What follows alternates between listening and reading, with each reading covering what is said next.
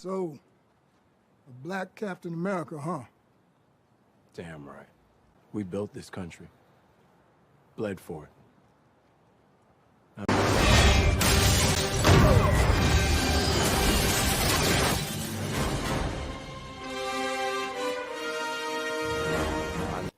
Hey, what's going on, everyone? Hello.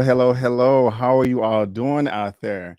I am doing great. I'm doing great. I'm doing great. You can probably tell why, because of all the exciting topics that we are going to be discussing today. I've been waiting on yesterday to happen for quite some time, and for the most part, I am satisfied, except for one aspect, which we are going to save until the very end of this show today. But I'm very excited. I see that we have 83 people watching right now. That is what's up. If we can go ahead and get 83 thumbs up, that would be even perfect. And so thank you guys so much for being here. I really do appreciate it. I hope you had a great Sunday. I hope it was nice, relaxing, and fulfilled. I hope you got your laundry done. I hope you got your grocery shopping done. If you meal prep, hope you got that done. Your vacuum, hope you got your feet kicked up. You got your food, your drinks, your libations, all of that.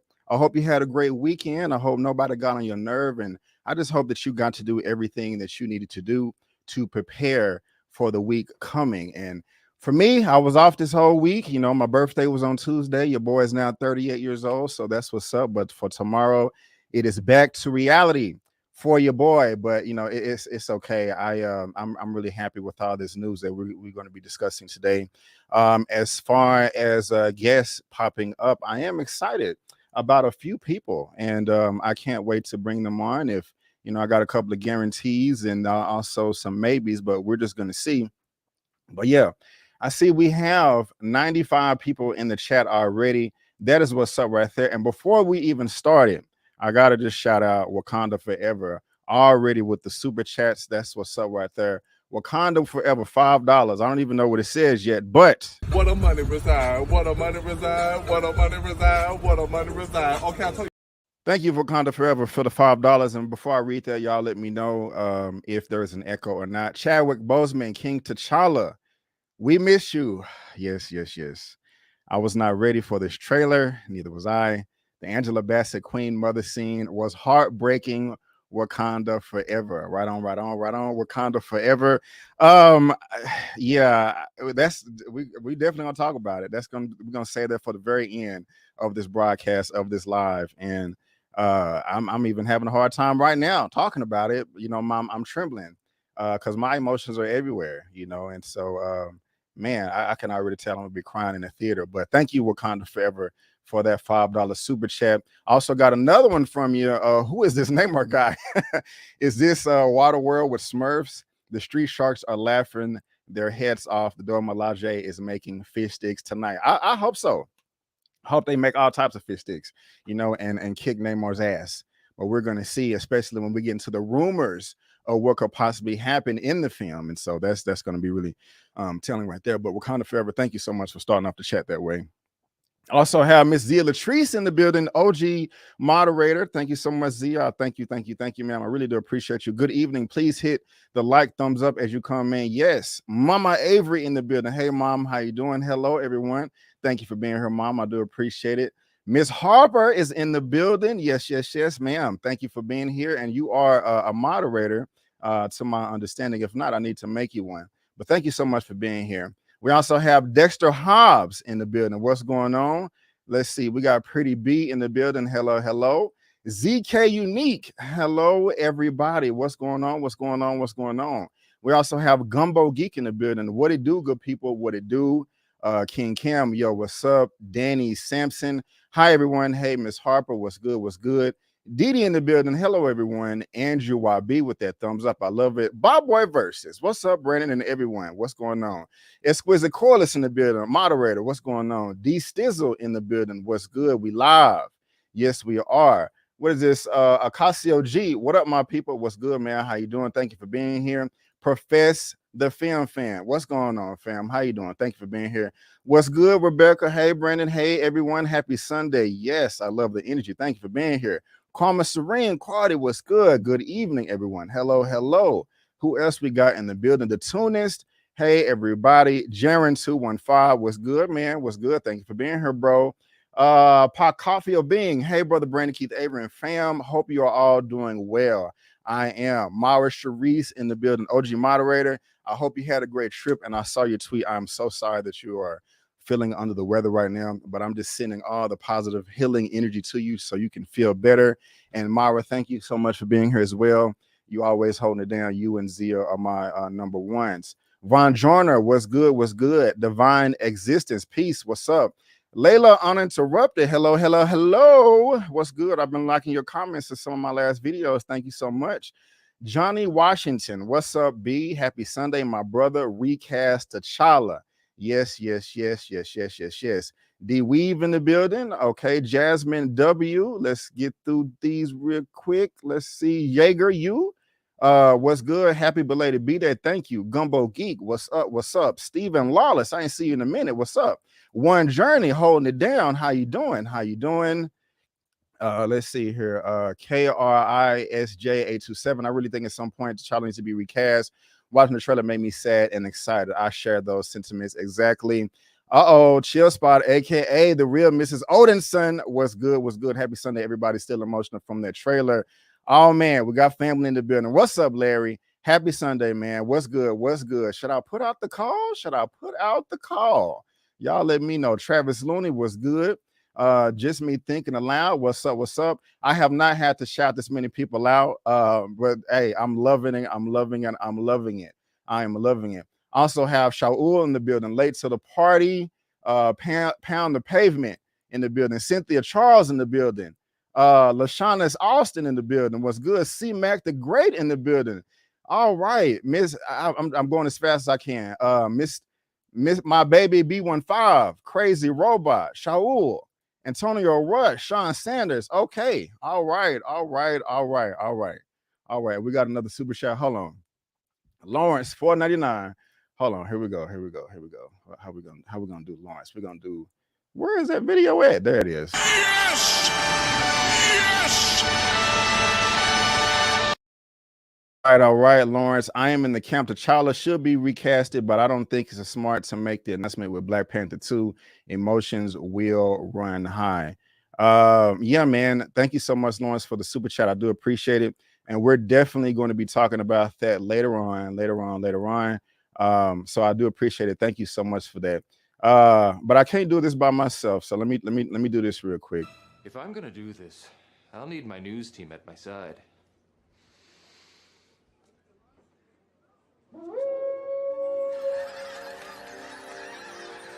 News team, assemble!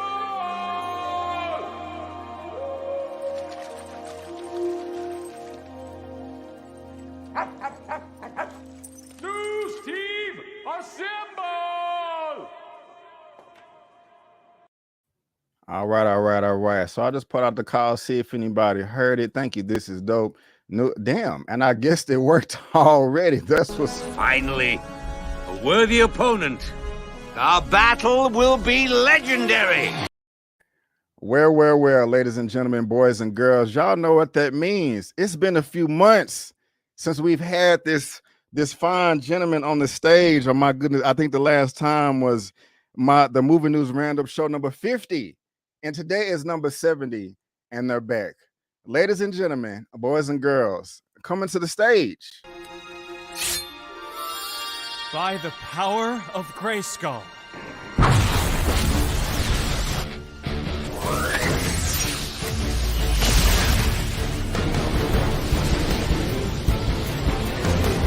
I have the power!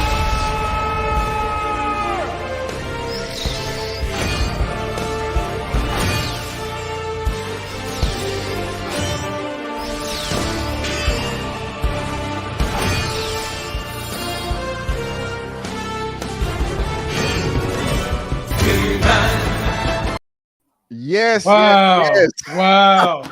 Wow. Oh, it is man. stock Whoa. market master genius, Whoa. Mr. Lamont Tyson, aka Get Your Life Gains. What's good, my brother? Yeah. How you doing, man? Man, I'm so happy to be back, man, and glad to be here with you and your audience so we can get this movie news roundup. This was a big week, and I'm thankful that you've been patient to let me do some things and get back in here and support you and your people, brother. So I am just happy to be here. This is the weekend to get back in here.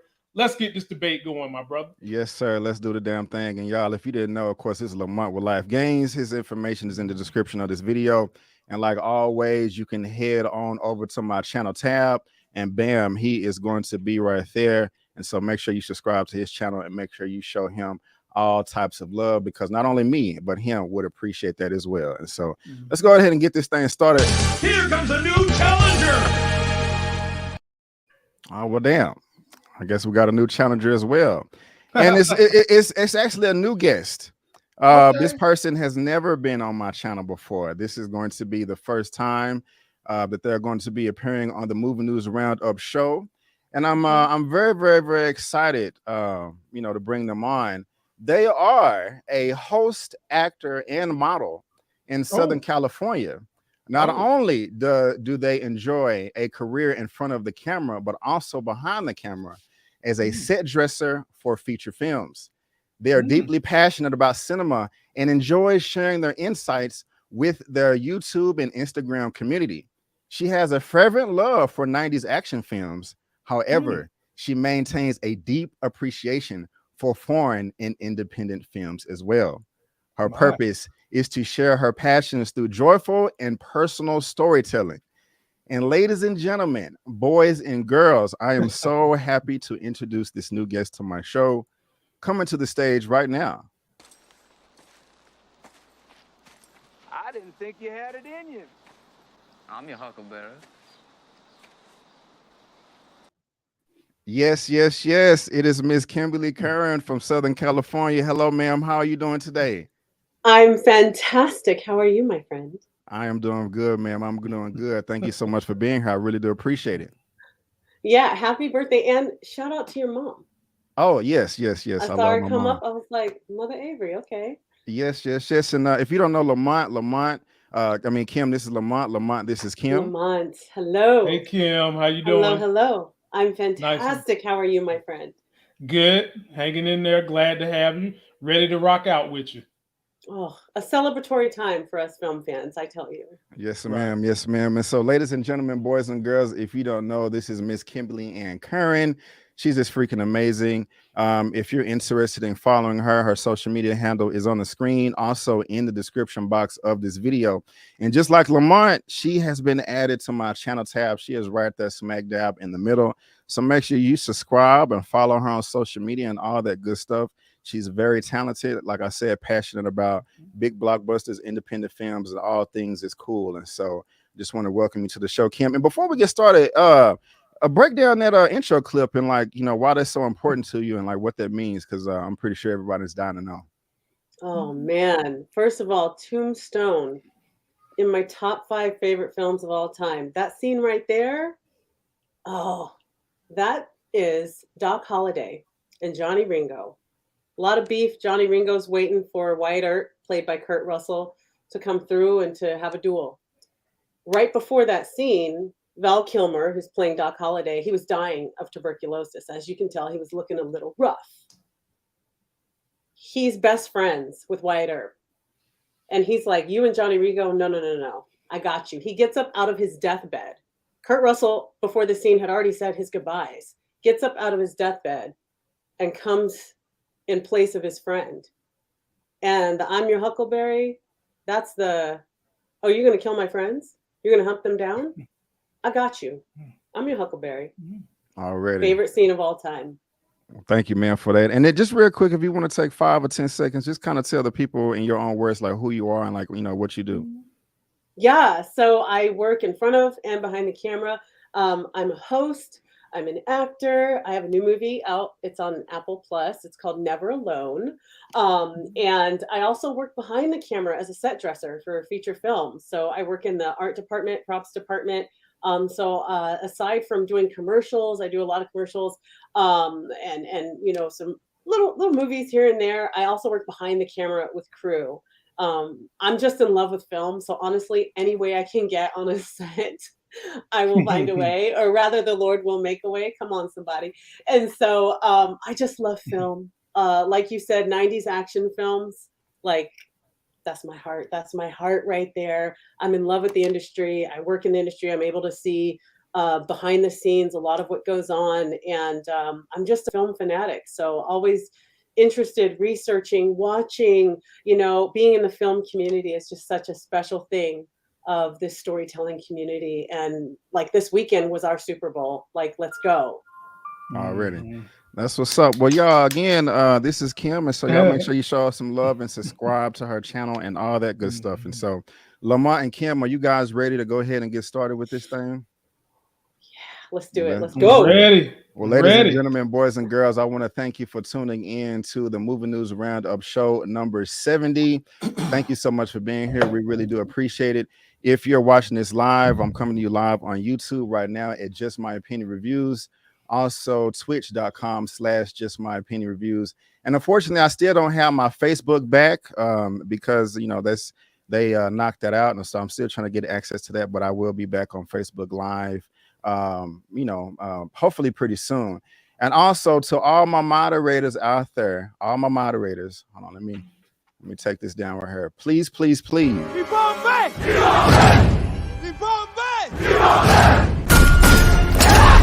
Protect that chat as best as you can. Well, let's go ahead and move on to this first topic right here of the day. We had a big movie by Jordan Peele in theaters right now by the name of Nope. And I just want to let you guys know, if you have not seen the film, this is going to be full of spoilers. And so if you don't want to be spoiled, I'm just letting you know right now that we're going to spoil this film up, down, left, right, in, and out. As if you've already seen it, you have been warned. And so, yeah, I just want to let you guys know that. Lamont, I did see that you had a review on your channel. I haven't checked it out with your lovely wife. I wanted to get your fresh opinion today, so I don't know how you feel about it. I know, Kim, you just I saw you posted something on your story on IG, but I clicked off of it because I was like, oh no, I want to be surprised. But I'm gonna come to you first, Lamont, and then Kim. Lamont, tell me, what you thought about the film. If you liked it, if you liked it, you hated it. If everything meant, something to you. If you was confused about the monkey, the reveal at the end with the alien, and it don't matter. Just spoil away, bro. Tell us how you felt about the film. I felt like on a scale of 0 to 10, I gave it about a 6.5. Okay. I kind of understood the alliteration he put with the monkey and the owner and Gordy. I kind of got that. But there were some things I was wondering if they went over my head. And I kind of done, in my review, I did a end and explain, where we saw OJ at the end, but did we really see him? And I made people think about this. Definitely we're going to have to probably get a second movie that might be either named No or Yeah. And I would like to know, and if there's one alien out there, there's probably a second alien out there. So yeah, we might get another one. But I was thoroughly entertained by the movie, B. Avery, but I felt like the ending didn't stick well. So those are my qualms with the movie. I enjoyed the character development. I love Keke Palmer. She gave me full-fledged Whitney Houston just got married to Bobby Brown vibes, and loved her every minute she was on screen. I even liked the tech geek. At first, he got on my nerves, but I wound up liking him. And ladies and gentlemen, boys and girls, we just got to say this about the cameraman that told them it might not be what you think it is. His dumb behind is such a thespian. He lets the alien eat him up with the footage. You hater. You could at least left the camera, went inside the belly of the beast by yourself, and let them keep the footage. But in the end, Emerald did get the footage that she needed. And I do believe that the newscasts at the end saw some of what she saw, but even if they didn't, she got the footage. So there will be a part 2. It's either going to be No or Yeah, and part 3 might be Hell Yeah. I got you. I love it, man. That's what's up. Kim, I'm coming to you. Let us know how you felt about it, your likes, dislikes, if anything didn't make sense, and maybe we can talk about it. Dude. Okay, you asked. 10. Really? 10. Oh, wow. 10. I love it. I'm in love with this film. Perfect. Okay. So you didn't find nothing wrong with it? No, nothing. It was a perfect movie. No, just because it was 10. I'm not even going to lower my score. I had like one issue, but I fell in love with this movie, and let me get into why. Number 1, first, let me shout out the unsung departments. The lighting department, cinematographer, who I believe is getting up there with Roger Deakins, Hoyte van Hoyten, if I said that right. Right. He's getting up there, man. Wow. The lighting department. There's been a struggle in Hollywood for so long of people of color not being lit properly, especially for nighttime scenes. True. When Daniel Kaluuya popped up on that nighttime scene, he's on the ranch, just like, wait, nope. Can I tell you, I wanted to give a standing ovation to the lighting team. I was like, this is a masterclass. This is how you do it. Beautiful, deep, chocolate-skinned man. And I can see all of him.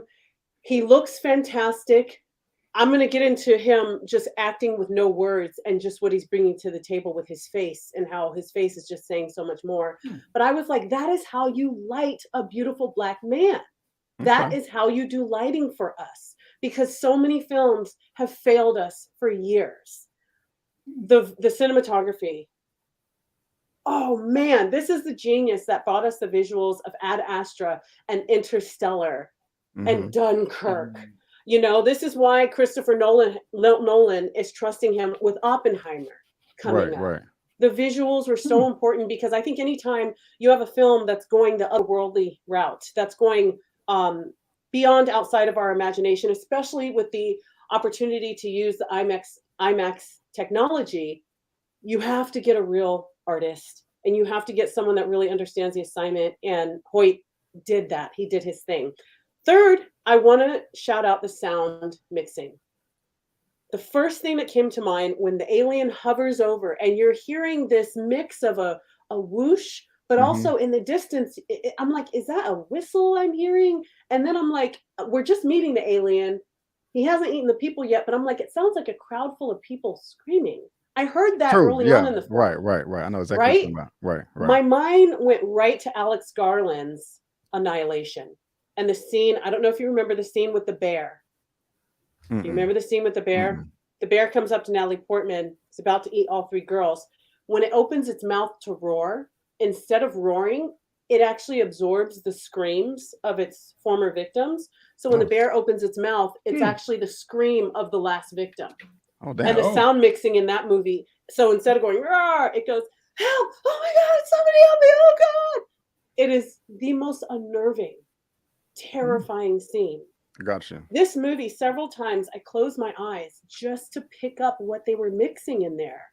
The details are everything. So I just want to appreciate those because I feel like those departments often get sidelined and we go right to director and stars of the film. But Yeah, really, you're right. The excellence in a film are these details. And these people who you got to look real close to see their names, we got to shout them out. They did their thing. The reason why I love this film, oh gosh, Brandon, I'm so excited. I can't contain myself. Okay, first of all, this film is about spectacle, right? And I believe Jordan Peele was really honing in on our obsession with spectacle, and not just obsession. And it's through social interactions, but especially social media. One thing that came to mind when Jupe was in the ring, and I was like, "What is he doing?" And I thought for a minute, I saw the back of his jacket with the aliens, and I was like, where's he going with this? What is he doing? Right. And then he's like, reveals, I've tamed this thing. I've made friends with this thing. Right. I'm gonna be the conductor of this show.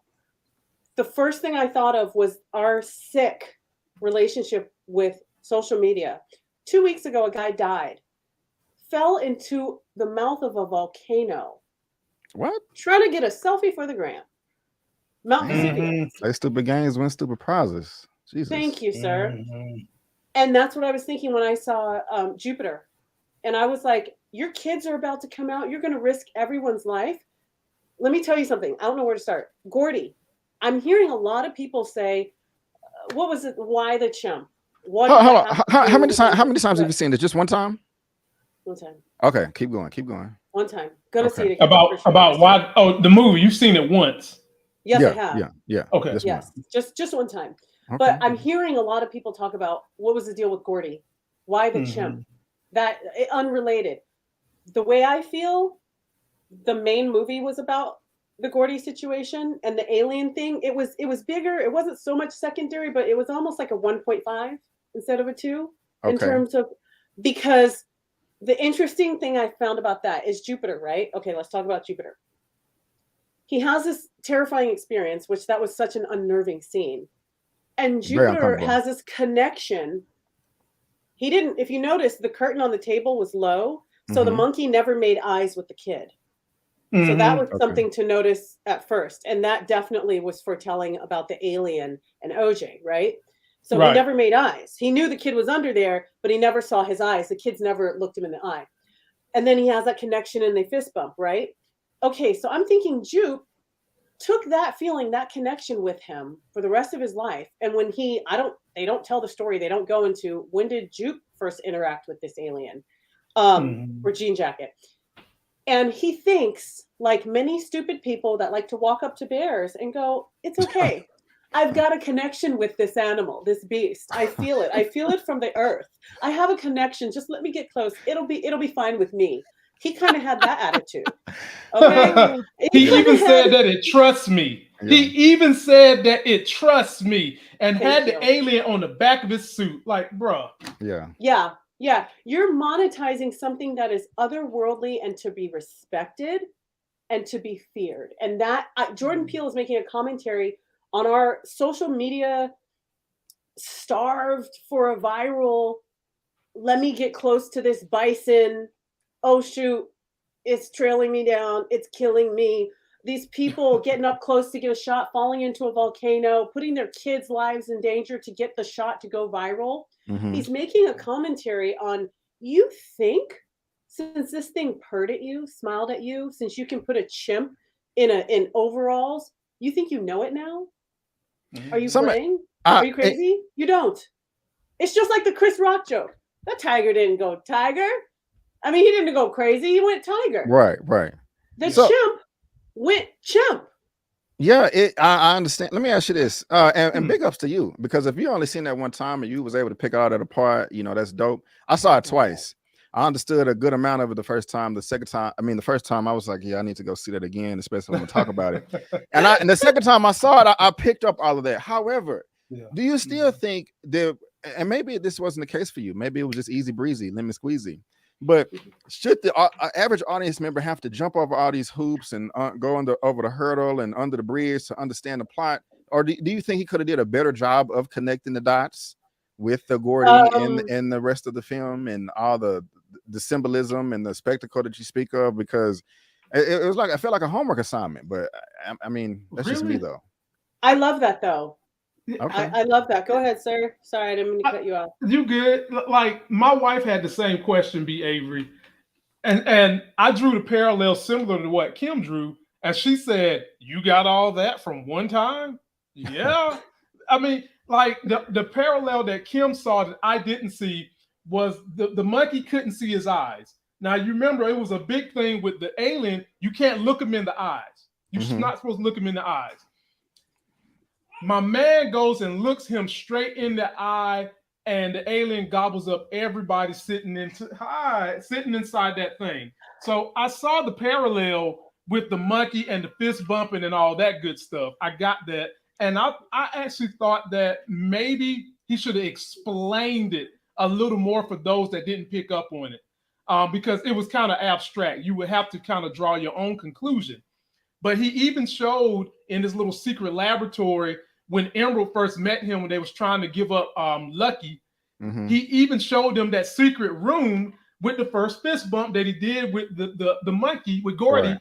And that was the thing that was sustaining him throughout the movie and had him feeling that he could be emboldened and be part of the trust team of something he doesn't understand, something he doesn't see. 100%. And in some cases, people feel like that whole thing is a synopsis with Hollywood, how it chews you up and spits you back out. Right. And I give the floor back to Kim. Say no, hi, Lamont. What's her name? Oh, this is Elle. Say hi, Elle. Say hi. Girl. Say hi. Say hi. That's your Uncle B. Avery. That's your Uncle B. Avery. Hey, sweetie. Say hi. She's too cute. She's too cute. Go ahead, Kim. But I think Lamont, I agree with you 100%. 100%, dude. And I think it's definitely Hollywood, how it chews you up and spits you out. But also I think I got Hollywood, I agree with you 100%, but I think it's also social media. I think it's definitely. It's also this idea of thinking that you're connected, or think of it, if someone makes a video, someone goes viral, you have this sense of self that you didn't have before. This sense of security of like, oh, me? You liked me? You like it when I put spaghetti on the head? Oh, okay, let me put some more. And how the next week, whoever else is doing a little TikTok challenge, they're the new thing. You're done. Remember my viral video? Yeah, what was that? A week ago? Bye. But like on to the next. But I love that they opened with the Gordy issue, because for me, I don't think you needed to circle back to your question, Brandon. I don't think you needed to break it down. I like as much information as he gave us. And remember, Jordan Peele is an extremely methodical person. I don't know if you remember, but for Get Out, he's like, my cut before, of course, it was edited down, was 3 hours and 45 minutes. That's crazy. So you have to remember that the director does start out with a vision, and he does say, this is what I want to say and how much, but you have to remember the process of filmmaking. There's also editors that are going, if you want this film to be this long, I got to take out something. Right. And he might have had to make a decision of, okay, I did 6 more scenes with Gordy, but you know what? I think I can still say what I need to say if we take out 25 minutes. So it's not so much that he was like, oh, you're going to do some homework tonight. It's that I bet you anything he did put more in there, but I'm fine with it. I'll say my last thing. I'll just say this is the 6 months that Jupe knew about the alien, the relationship that he had. If he's feeding the alien horses for 6 months, a lot of people gonna know about that, and he barely had an audience, and so I kind of wish we would have had, because I'm not. After the second time I saw it, I was like, wait a minute, what was you doing for 6 months? And then I heard somebody else say that part right there, like, wait a minute, if you're feeding the alien horses for 6 months, that's gonna make worldwide news. You know what I'm saying? So but look how quick it happened. It was a tornado. It wasn't a beam of light and then there's a song and then it was like whoosh, whoop, bye. Like it was quick. It was real quick. But let me ask you this, Lamont. How do you feel about how Jordan Peele turned the alien? I feel like he turned the alien genre on its head by making the ship itself a sentient organic being instead of the age-old. I mean, every UFO movie I've seen, it's a ship that's operated by aliens. They even have a dashboard. They even sometimes have seatbelts. Like, I feel like Jordan Peele was like, let me bring back the fact that even though maybe there is something out there, people have seen stuff. I like that he really drove home the issue of respect what is otherworldly. Who told you that a ship was another vehicle that was operated by other beings? Who says it can't be the organic being itself? And when it turned itself inside out and did its origami shoop whatever it did, or as my mom says, it just turned into a scarf girl. I don't know why I'm watching this. A scarf eating people. When it turned into that, I love that because I was like, I like that it was weird. I like that it was off-putting. I like that it was what the hell. I even heard someone in the theater go, "That's not what aliens look like." I feel like Jordan Peele was bringing us back to and wanted to put on our plate, you don't know what's going on in those clouds. And let me show you something really off and odd and weird and off-putting that you can't even, that thing the green thing was doing. I don't, what do you do? What? I like that. I like that. Okay. Okay. Well, let me see something real quick. Here comes a new challenger. Got somebody else backstage coming to the stage. Because I can control the weather, they call me Storm. Storm, mistress of the elements. I summon the full power of the storm. My girl Tyra with Reviewz TV. What's good, ma'am? How you doing? You know I'm all right. What's up, y'all? What's going on? What's going on? Thank you for being here. Hey, I'm just coming in. It sounded real juicy when I got on here. I'm like, oh, about. And then I looked in the background. I was like, oh, y'all talking about no. Tyra, this is Kim. Kim, this is Tyra. Tyra, I love you. Tyra, yes. I love you. Thank you. I love you. And I want to let you know this right here. I love it. I love you. Awesome. I think you're fantastic. Thank you so much. Awesome. Tyra, you have any more words on this Note movie? I know you didn't really care for it that much, but you want to pass on? You want to move on, or you got some 2 cents you want to throw out there? Well, no, before we talk or I do a review, I don't go watch anybody else's opinions because I've been noticing that a lot of people come under my videos and go, "Oh, this was that, and that," and they're regurgitating what somebody else said in their video. So I went, I did my homework, I watched and connected dots that I was like, oh, okay, I can see that. And I still didn't find any appreciation for this film. I got you. Well, B. Avery, let me comment back to Kimberly, and it's going to be very, very short. When it was revealed that the ship was actually an organic being, when it popped up and I'm sitting beside my wife, I said, Jordan Peele got motivation from 2 things. Number one, he must have been in a jellyfish zoo and said, you know what, let me write this alien as a jellyfish. And then I said he might also be a DC fan because DC has something called a bioship that the Young Justice team uses that is a being that carries around the superheroes, but it is a living being. Oh, I didn't know Appreciate that. that. Before we move on to the box office, I want to just thank all 273 people of y'all watching right now. Thank you so much. Yeah. If you can please go ahead and give me a thumbs up, thumbs up, thumbs up. I would appreciate it. A little thumbs up party music for you right here.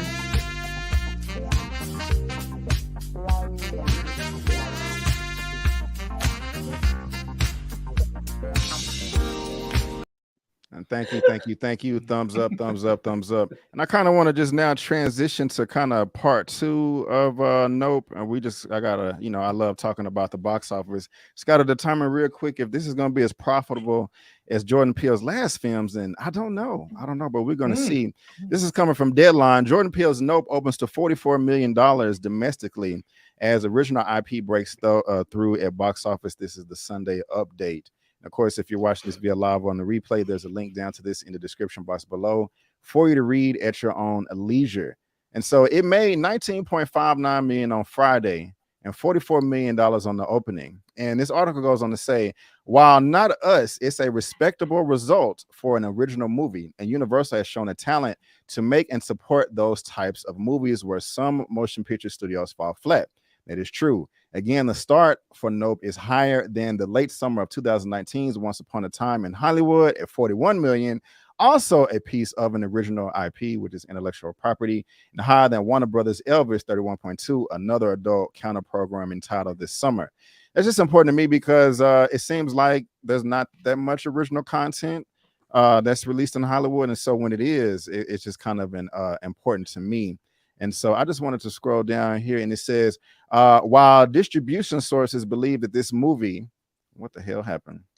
That this movie can get over 100 million stateside. The question is, with this production cost of 68 million before P&A, whether or not Nope's profits, like Peele's other movies, for those movies opening under 50 million. Universal typically sends the paid video on demand after 17 days, followed by POC thereafter. However, on Nope, I understand is paid video on demand post theatrical 31 days, which is good because the Peele Pick and Sony's Bullet Train are the only marquee offering during the late summer, early fall dry spell at the box office.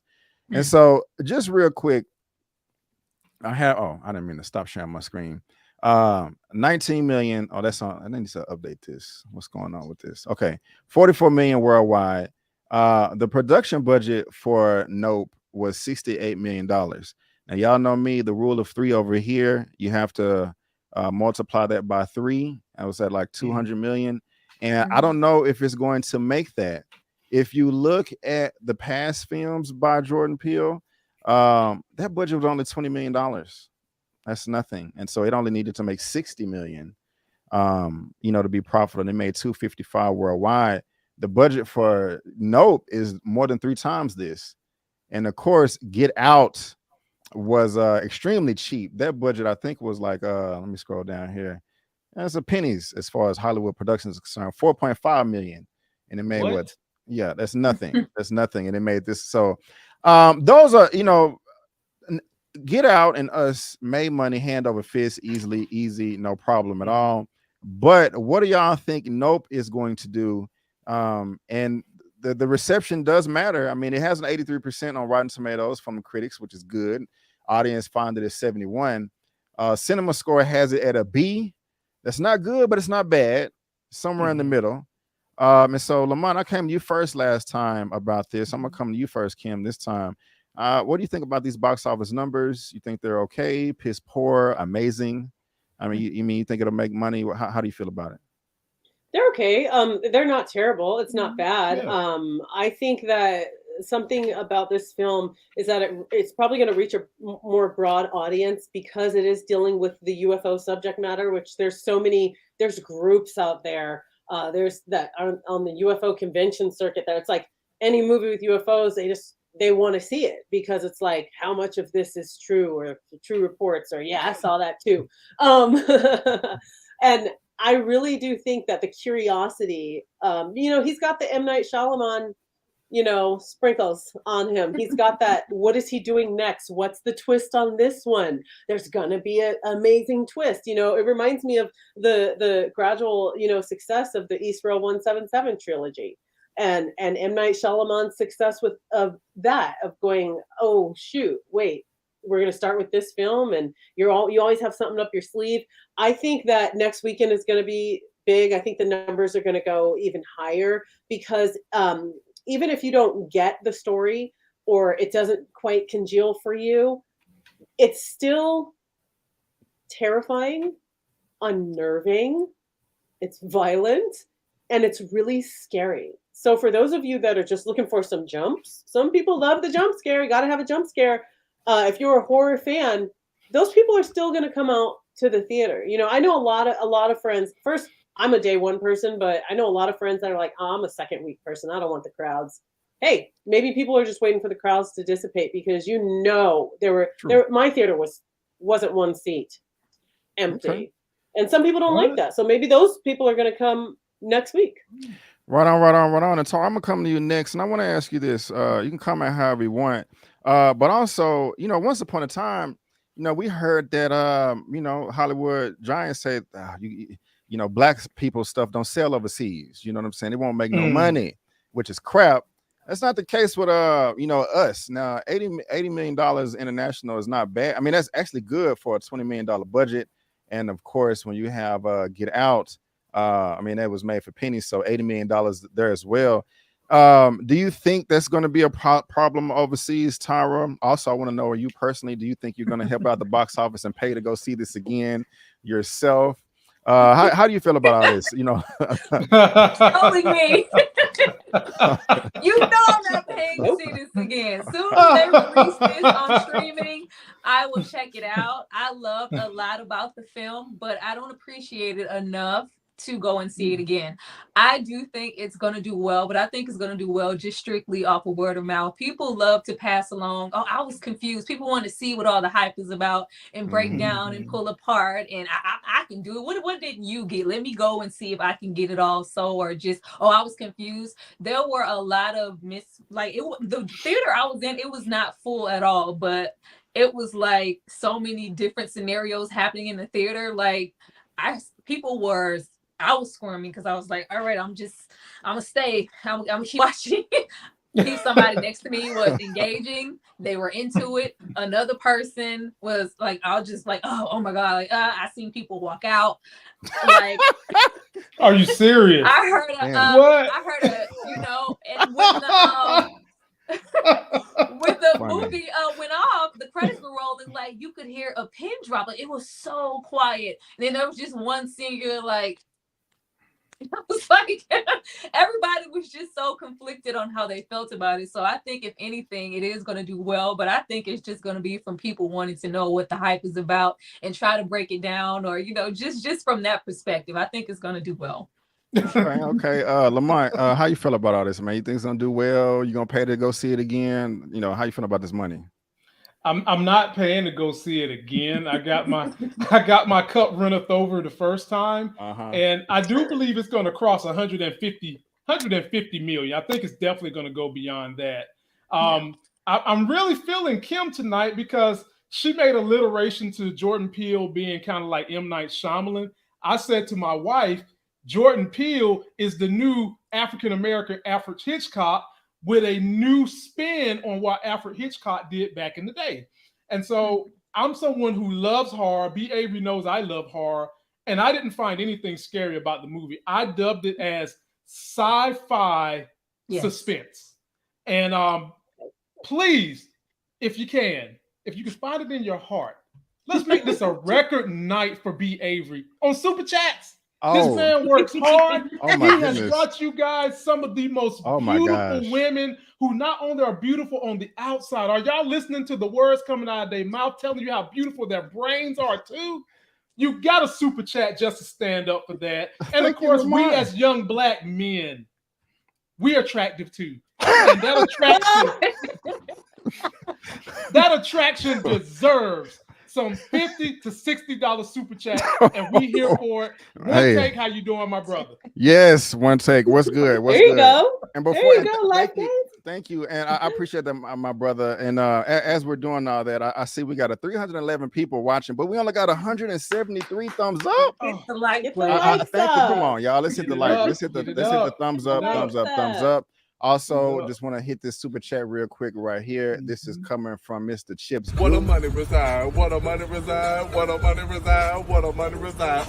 Thank you so much for the $9.99 super chat. Peel is also suffering from a get out curse. Some people got their expectations too high. I agree, and they couldn't come back after watching the film. They wanted something else like Get Out. I do agree with that, and so thank you so much, Chips, Bitwack. I really do appreciate it. I really, really do. I really, really do. And so, you guys, what's up? Oh, you guys, alien sound, and I said yeah, y'all mess with me over here, but no, I do appreciate that. I do appreciate that, and Here comes a new challenger. damn, man, I guess they heard the call. People just keep on popping up, and I ain't tripping. Coming to the stage. I lived my entire life waiting for this moment. Indingo Indadaka! Unyanaka Njobu! I found my daddy with Panther claws in his chest. Nah, I'm your king.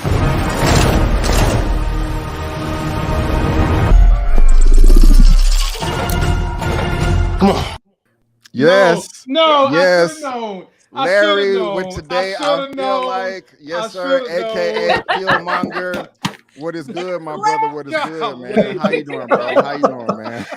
I heard Lamont talk about they needed some beauty up here beyond the ladies. I was like, I have to come through and represent. Yes, you I know, love it, man. Thank you for being here, bro. And represent. Yes. Larry, man, how you doing, bro?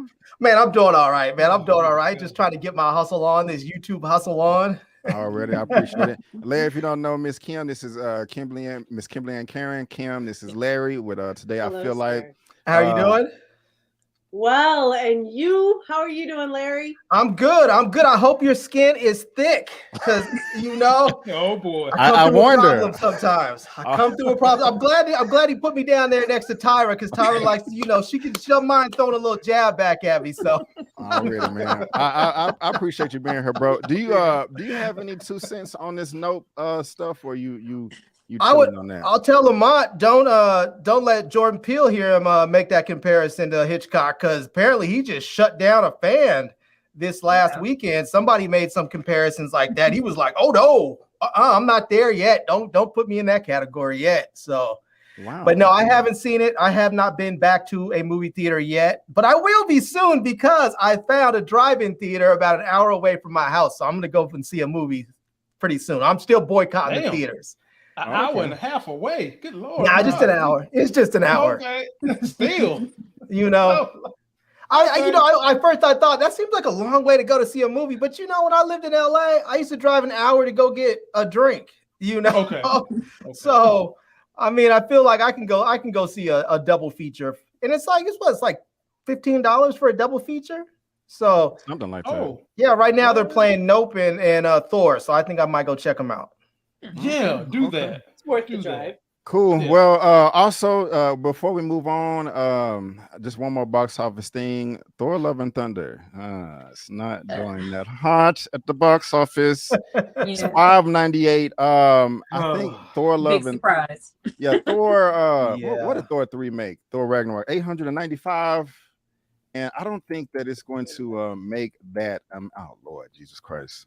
Let me do. Hold. They needed more Darcy. I haven't seen it, but I didn't think there was much Darcy in there from the trailers.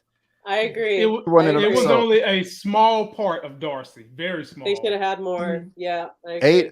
$853 for Ragnarok, and this is at $598. The reason why this is really bad is because this movie, the Thor 3, the budget was $180 million. Good. The budget for Ragnarok was $250 million. It was a $70 million increase, and so that sucks balls. And so I just somebody's got to pay Chris Hemsworth's trainers. Yeah. So, but yeah, I need to get a job where I'm paid to look like that. You got it, man. But ladies and gentlemen, got it. I got it's called being a husband. Right here from Ray Guns Media, $2. I love what you're doing, B. Ray Guns Media. Thank you so much for the super chat. I really do appreciate it. Mara said that she wants a refund. I guess she didn't like the movie that much. But guys, just FYI, I mean, if you want to read more about the box office, this article is down in the description box below for you to read at your own leisure. And so, yeah, everything that we're going to be discussing today is going to be in the description box of this video.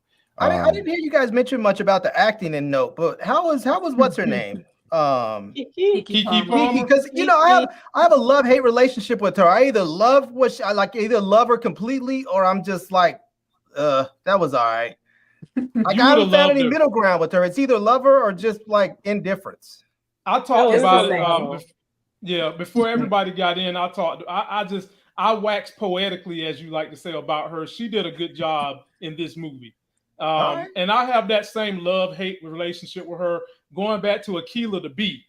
In this movie, she hit a home run. She was one of the reasons when the movie got dull, you couldn't take your eyes off the screen because of her. She was nuts. She was nuts. I loved her. Yeah, she was. I thought she was fantastic. That last scene where it's got that, what is it, Up Yonder, the sign? Yeah. Does anyone remember? Up Yonder, which that's another whole thing is, was he alive or not? When she's screaming, that right there, I was like, oh, Kiki, that was great acting. Like, I think if any annoying parts, it was the way her character was written. I don't think it was her. Yeah. But her character was supposed to be the younger sister. Annoying. And by the way, I have to mention, we don't see enough movies where it's the brother-sister relationship, especially Black brothers and sisters. Right. And I really love that this movie, because they could have made her character the girlfriend. They could have made her the horse trainer that kind of knows him. And I love that brother, sister, I love you, I hate you, I got you, get out of my face, I will die for you. I love that. Right. I love that dynamic. That was great. And by the way, one last thing, Brandon. I was wondering, did any of you catch that at the very end when she was on the bike and OJ was in front of the alien and they were both kind of struggling, like, I'm going to save you, I'm going to save you. Did you catch this Hawkeye Black Widow on Vormir? Yeah. I kind of caught that vibe, because I was like, somebody sacrificed somebody and hurry up. Right on. Thank you for that. Y'all are just blessing the channel today. I appreciate it. Pimp Pickle.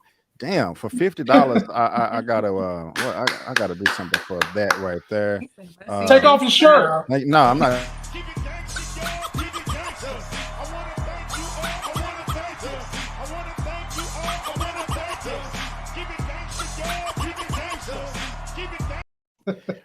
Pimp Pickle, $50. Thank you so much. We really do appreciate it. Let's see Kim smile. I used to watch the Campy show to see that laugh, that smile, and there she is smiling. It's looking lovely, Kim. Thank you so much for the smile. Thank you so much. I like to thank my dentist for these dentures. Shout out to Dr. Corbett. No, just kidding. I'm kidding. Man, I'm salty. Y'all ain't get throwing out $50 super chats for Kim. I come on here, y'all give me like 99-cent super stickers. Hey, don't hate, man. Don't hate, man. Give me 99-cent super stickers and whatnot. No. We love you, Harry. Miss Sheila for $10. Happy belated birthday, B. Keep up the great work. Thank you so much, Miss Sheila. I really do appreciate it. And Larry, do not hate. Can I get Kim and Tyra on my show for some super chats? You know, I have a new camera I want to buy. Oh. Well, hey, let me ask y'all this: are you guys ready to possibly talk some DC?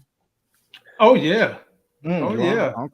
Tyra, what about you? Okay, well, let's do it.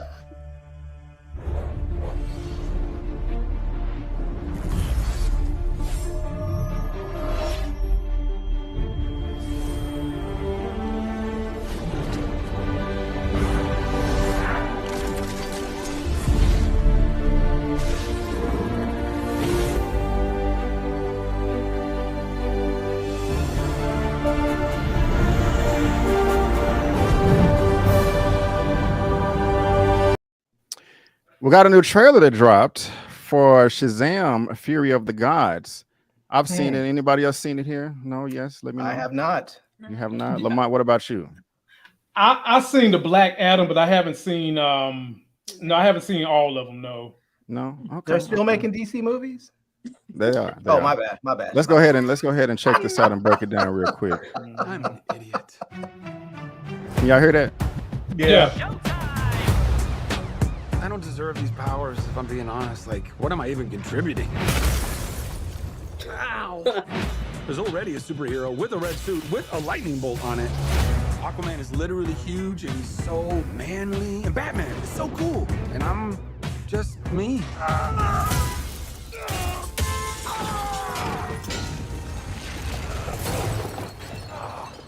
I feel like a fraud. It doesn't matter. Anyway, the wizard gave me superpowers. But then everybody got superpowers. Where's everyone going? To fight crime? Okay. Now everyone's kind of like doing their own thing, and I'm the only one trying to keep it together. You understand I'm a pediatrician, right? Come on! Now let's get down to business. Listen to me, Billy. The fate of your world depends on it.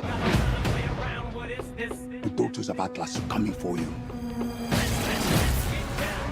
Children stole the power of all the gods. This is very personal, Billy. Look, I might not have as much experience as you because I'm not super old like you, but I've seen all of the Fast and the Furious movies, lady. It's all about family. Family! Guys, that was a signal. Introducing the star of our show. His name is Shazam!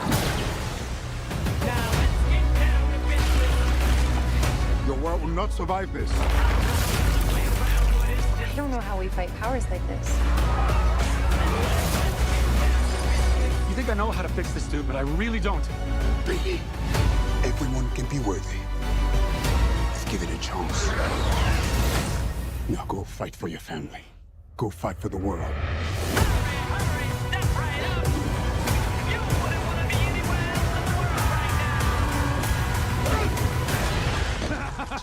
I just threw a truck at a dragon. I love my life. Let's get down to business. Let's get down to business. Can I get a witness?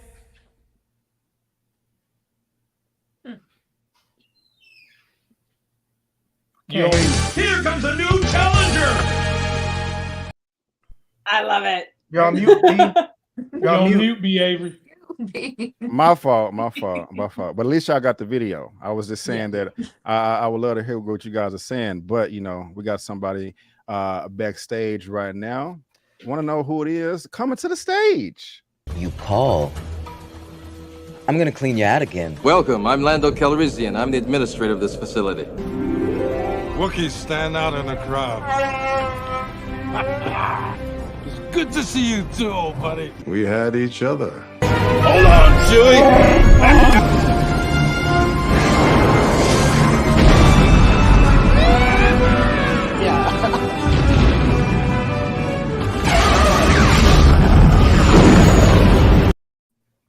Mr. Elliot, removing flaws, aka Lando Calrissian, keeping us safe from the Galactic Empire, aka the white supremacists in outer space. Thank you so much for being here, man. Wait, what? White supremacists in outer space? That's what the Empire is. That's white supremacy in space. But you know, oh man, what's good, Elliot? How you doing, man? Doing good, man. I am. You know, it's a great weekend, B. We got Nope. We got Marvel, DC. It's just one of those weekends where you're like, man, it feels good to have things kind of coming back to normal and whatnot. So I'm happy to be here with you all and talk about some of these news. Yes. And so I appreciate you being here as well, guys. Follow him on social media. His information is in the description and on this my channel tab. What's up, Larry? Is it me or does it look like Elliot's beard is like extra popping? Did he like grow it out even more? It looks like he's got that extra good beard oil that's going on or something. I need a trim, Larry. I need a trim. That's that 30K subscribers beard. Oh, yeah.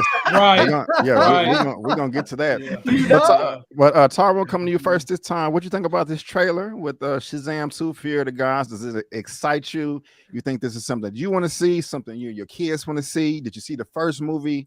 How you feeling about it? I did see the first movie. This is definitely something I want to see. I'm not as excited about it as I am about Black Adam, but I'm here for it. I'm here for all things not Marvel. DC, come through, show out, please.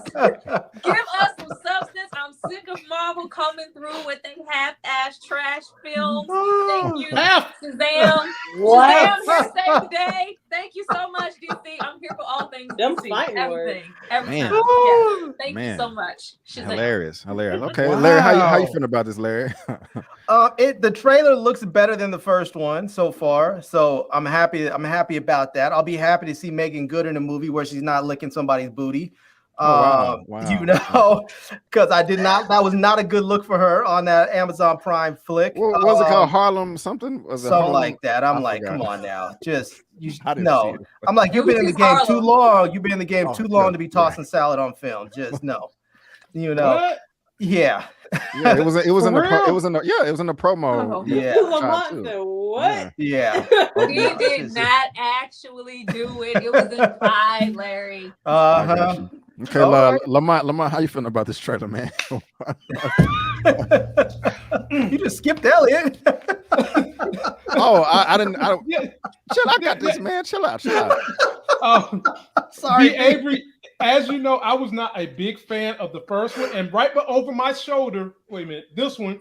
You see, I still have my DC on the wall. For those that think I'm a Marvel fanboy, I have DC on my YouTube studio wall. I didn't like the first one that much.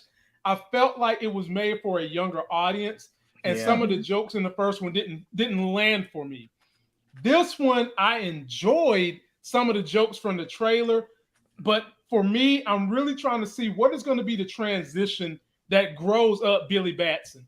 Because if ultimately he's going to have to take on Black Adam, who is about to be probably the most powerful villain in DC, he's going to have to grow up. So I'm intrigued by it. I'm not blown away, but I'm definitely intrigued by it. I got you. Okay. Can we all pay respect to that dope intro walk though they had with the Goonies sweatshirt or the Goonies t-shirt right in the middle? That was dope, man. Some of this. No, right before that, they when they all were in their street clothes and he had his Goonies t-shirt on. Kim, how you feeling about this? Oh my gosh, I'm so excited. I absolutely love it. And Lamont, I agree with you, but with a different perspective. I agree that it was made for a younger crowd. And that's fine, because I think the whole idea of Shazam and Billy Batson is to make us rewind a little bit and go back. It's to make us go back. Remember when you were 13 and you just wished you had some power? Remember when you were 13 and you just wished that you could stand up for yourself and your friends and powers? You know, it has that childlike essence to it, and I love it. And I've said it before, I'll say it again. No one could have played a better Shazam than Zachary Levi, because something about him, like when he laughs, he has this jovial, childlike way about him anyway. I think he's perfect casting still. I love the comedy in this movie, because yes, it is a bit childlike, but I mean, how many of us are going to Marvel or DC films, unless they're super dark, without our kidlets? You know, for me and my nephews, that's what Auntie Kim does. Auntie Kim comes through. I got 3 boys. They all know there's no day 2 with Auntie Kim. I sit in the rain. I'm the girl in the beach chair sitting in line waiting for the next showing that's 27 hours away. That's Auntie Kim. I enjoy all of these with my kiddos. So why shouldn't it be of a childlike spirit? I'm excited because it's bringing again the humor. You know, I'm your pediatrician, right? But Lucy Liu, I haven't seen enough Lucy Liu lately, and I'm like, I know she's been doing Sherlock on CBS and all that, but I to have her in a big film like this, I'm like, yeah, Lucy Liu, let's go. Of course, I think the being sisters with Helen Mirren. Look, Helen Mirren is the sexiest, dopest, mature woman. I'm going to use the word mature woman in Hollywood. You could say she's a hot old chick. She's so hot. She's so dope. She's so hot. Her, Kate Blanchett, there's this coolness about her. And I thought it was funny how he mentioned Fast and Furious. I thought he was going to say, and I saw you there. But I'm so excited. I want to feel like a kid when I see this. And it took me back, and I'm excited for that. Right on. I love it. And Elia, before I come to you, I just want to throw this out there as well. Oh, that's the wrong throw. Let me throw that. First one, $100 million budget, 366 worldwide, so it made money. Also, everybody loved it. So that's great as well. I don't know how. First What? movie was, I don't know how. Nah, That stop first hating. movie was just. Elliot, how you feeling about this trailer, man? Does it get you excited? And do you think it'll make more money than the first one as well? Yeah. So first off, to address the budget point, I mean, from the trailer alone, you could tell that the budget has increased. They gave David F. Sandberg a little bit more tools to play with, to really kind of make the world a little bit more fleshed out and a little bit more adventurous and whatnot. And the cast also is expanding to villains, Rachel Ziegler and stuff like that. So budget went up. I'm happy about that. As far as the trailer goes, B, I like Shazam. You know, I'm a DC fan, right? To me, though, this feels like DC's attempt to play in that Marvel realm. Now, knowing that Shazam does have that more kid-friendly oriented type of storyline and feels and all that stuff. But in the back of my mind, B, I'm like, hold on. So one day, we got Shazam that's going to cross paths to The Rock's Black Adam, which I know we're going to talk about. I haven't seen in his first film, nor in this trailer, and of course, we're going to see the film, I don't know how these two characters coexist in the same universe, because Zachary Levi to me is a very fun, energetic, cool character, cute character, but that character can't go toe to toe against Black Adam, nor can his fun, loving family. So nope. Unless by the end of this film they mature him, because to the point of it being fun and being a kid again, he's going to have to mature himself to become the superhero that he needs to be to go against Black Adam. Because right now it's all lollipops and happiness, but Black Adam ain't here to play games about that. No. So, you know, he's going to need a Superman and some other characters potentially to help him go against Black Adam. But that's the only thing so far. It's like, I'm just going to need him to mature up a little bit. It's fun to have fun, of course, but I'm going to need my DC characters to be a little bit more mature, especially when it comes to meeting someone like Black Adam. Right on. See, I knew there was a reason I always get energy when Elliot pops up. Elliot felt everything I was saying. And at the end of the day, Elliot did put a period on what I was saying as well, that if he's not going to mature as a character, and I think they are trying to go this route, you're going to have to bring in Superman, because this Black Adam, based on the trailer we're going to review, he looks like Elliot said, he ain't playing with your grandma. He putting her in the grave. Yeah. Let me grab this super chat real quick for Mr. Papa Avery. Thank you so much, Dad. 1999. Enjoying the show, you guys. Thank you so much, Dad. And happy birthday to you. His birthday was on Tuesday as well, guys. We shared the same birthday. Yeah, there's a whole bunch of July babies in the building. I was his 30th birthday for Brandon present. and his dad, can we just happy birthday to, come on, guys. There you go. Happy birthday to you. Come on, girl, get in there.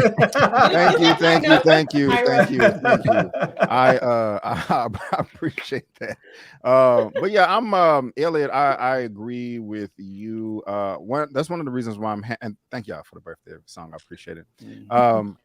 Yeah, they're gonna have to do something with that. That's one of the reasons why I'm so happy that they're getting two separate movies. You know, like if I would be so disappointed if Black Adam was showing up as Shazam too, for every reason you listed, it would just be no contest. It would be stupid. And so I'm hoping at the end of this that he may not just be like all the way mature, but he realized that, okay, I'm gonna have to step it up here. I'm gonna have to gain some confidence, and you know, I have to be strong mentally and not just physically because of some magic that was imbued on me. So maybe one of his friends will get murdered right in front of him. That'll grow you up real quick. You know, even though that's pretty dark, that is true. It is true. That's true. That's very true. Yeah, so maybe I think, go ahead. Oh, sorry. I think he's gonna look at the dynamic of these sisters of what's the god they're of the sisters. What god are they from? Either way, I forgot. Starts with an A. But he's gonna look at these sisters and he's gonna look at his siblings and go, they're wrecking the world. We can save the world. And I think realizing their dynamic of what they're doing as a family, they're destroying things, they're hurting people. He's going to look and he's going to grow up. This is what I'm imagining, by saying, I'm the leader of these siblings and I have the power to do so much good. And look at these sisters. I don't want to be like them. And I think that's where a lot of his growing up is going to be. But also remember his situation as a foster child. Before he, you know, got this great family and these great powers, he was very responsible in the sense of he was a kid making it on his own. Okay, so he's got it in him to go that extra mile for his age, because for his age, he dealt with a lot of stuff that kids don't normally have to deal with. And so I think they're going to round back to that. And I think he's really going to grow up in this film. And I think that's going to be a beautiful thing. Right on. Thank One you. more point I want to bring up, because Kim says this beautifully, and I definitely hope that we get that. I also hope that the balance between Billy Batson and Zachary Levi can even itself out, because I felt like Billy was more mature than Zachary was playing it out, so it's kind of imbalance where the grown-up version of him was more childish than the child is. So I hope they find a balance to make them equal in regards to their mental state. Right. And to his point, in the comics, it's the reverse of what Elliot just said. Yeah. Batson, even though he's taking care of the family, he's immature. But when he turns to Shazam, my goodness. Floor is yours, Larry.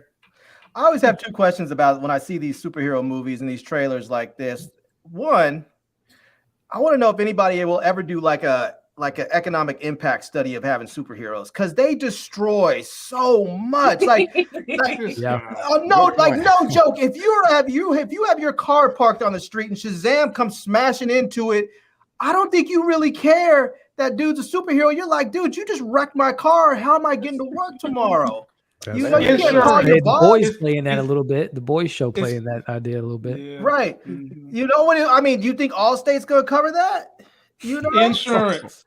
You're not in good hands. You're not. And the other thing is, you have to wonder too, like, do we even want superheroes? Like, if we don't have them, do these supervillains even have to show up and wreck our stuff to try and fight them? It's like, they're not here. Go where they're at. They're over there on planet whatever. You know, they're not here. Leave us alone.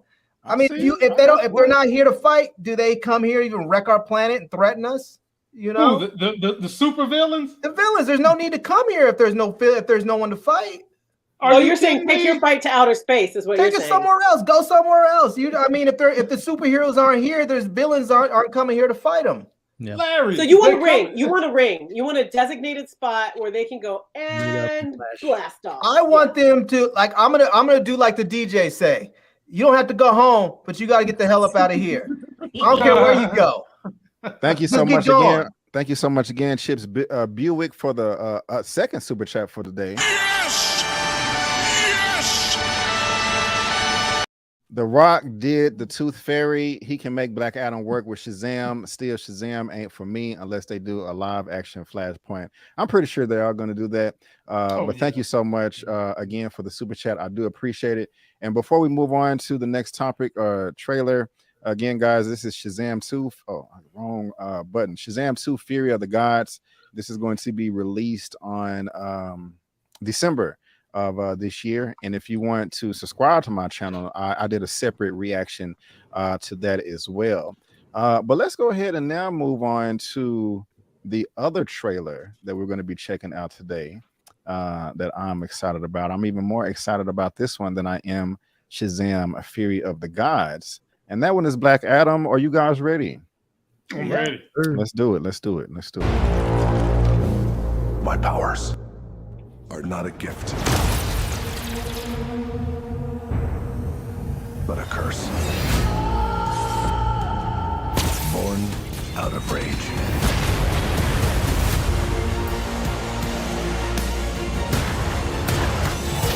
Black Adam. You believe you are not worthy, but you have two paths.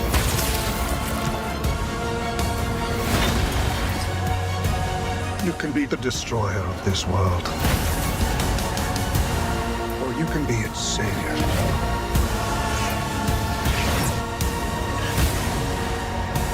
The world needed a hero.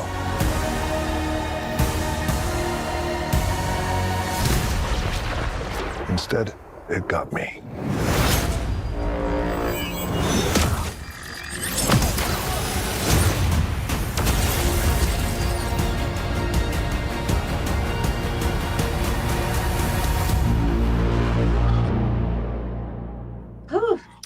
Yeah, I'm excited. I can't wait. Elliot, man, let us have it, bro. Let us have it, man. How you feeling? Yeah, Is your man. blood pumping?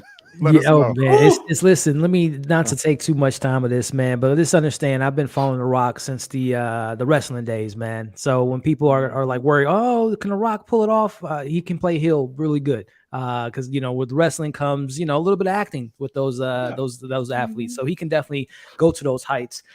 Again, Shazam, we're looking forward to it. I still don't see it's like lollipops versus I don't see these two characters on the same screen at all. So, but either way, this is looking great, man. This is The Rock has been pitching this film for the last 30 years, and it's finally here. The People's Champ is finally here. He electrified the crowd at the Comic-Con yesterday. He's a showman. He is, I would arguably say, out of all the comic book characters we got in recent memory, this is like the first, I would truly say, a superstar, megastar, box office receipts type of actor playing a character he was born to play. No past, no nothing. It's all The Rock in that costume.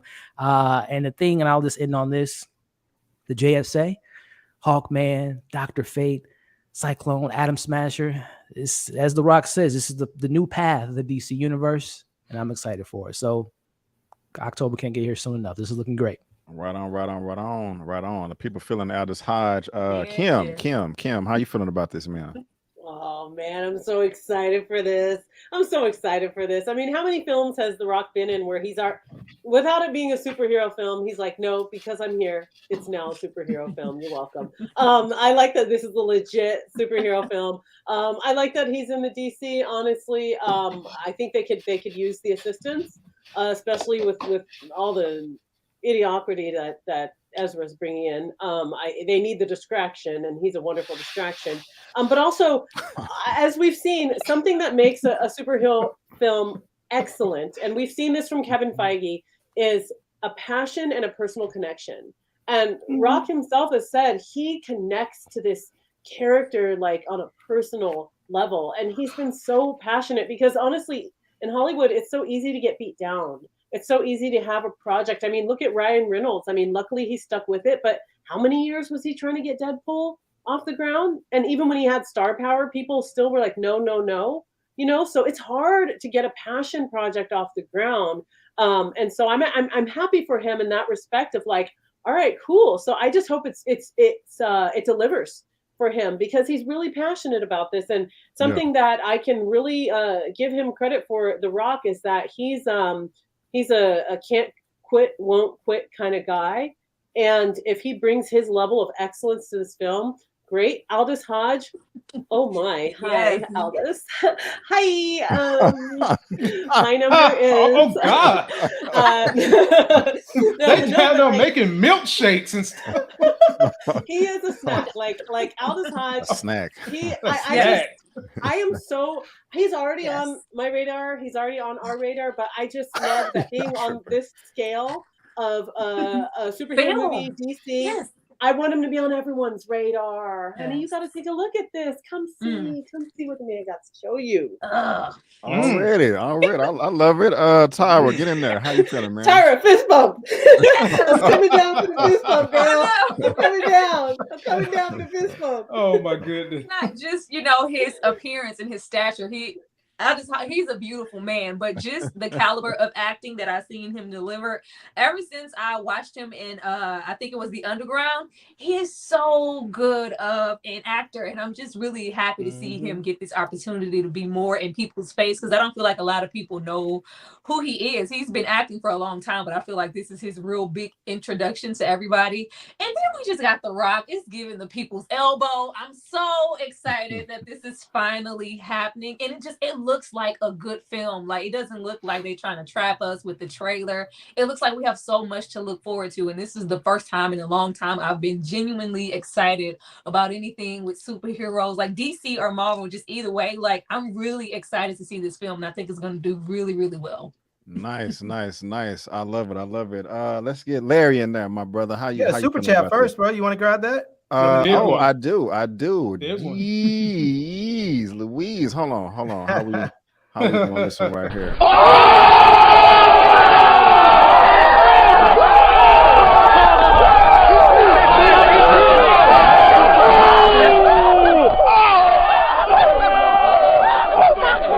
Thank you so much, Galavantis X, Marcy X. You are not late, ma'am. You are never late.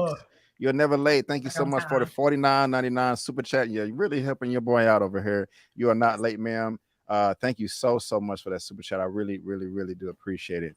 Larry, get in there, sir. Get in there.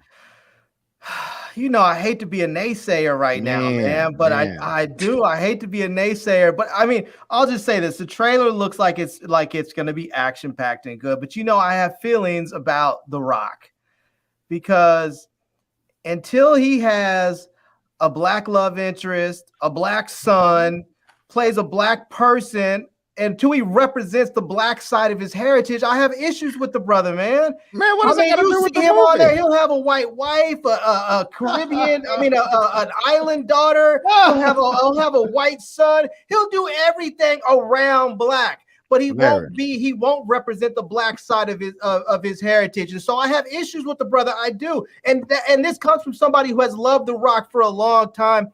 And I don't say this like I just want to hate on the brother. I don't.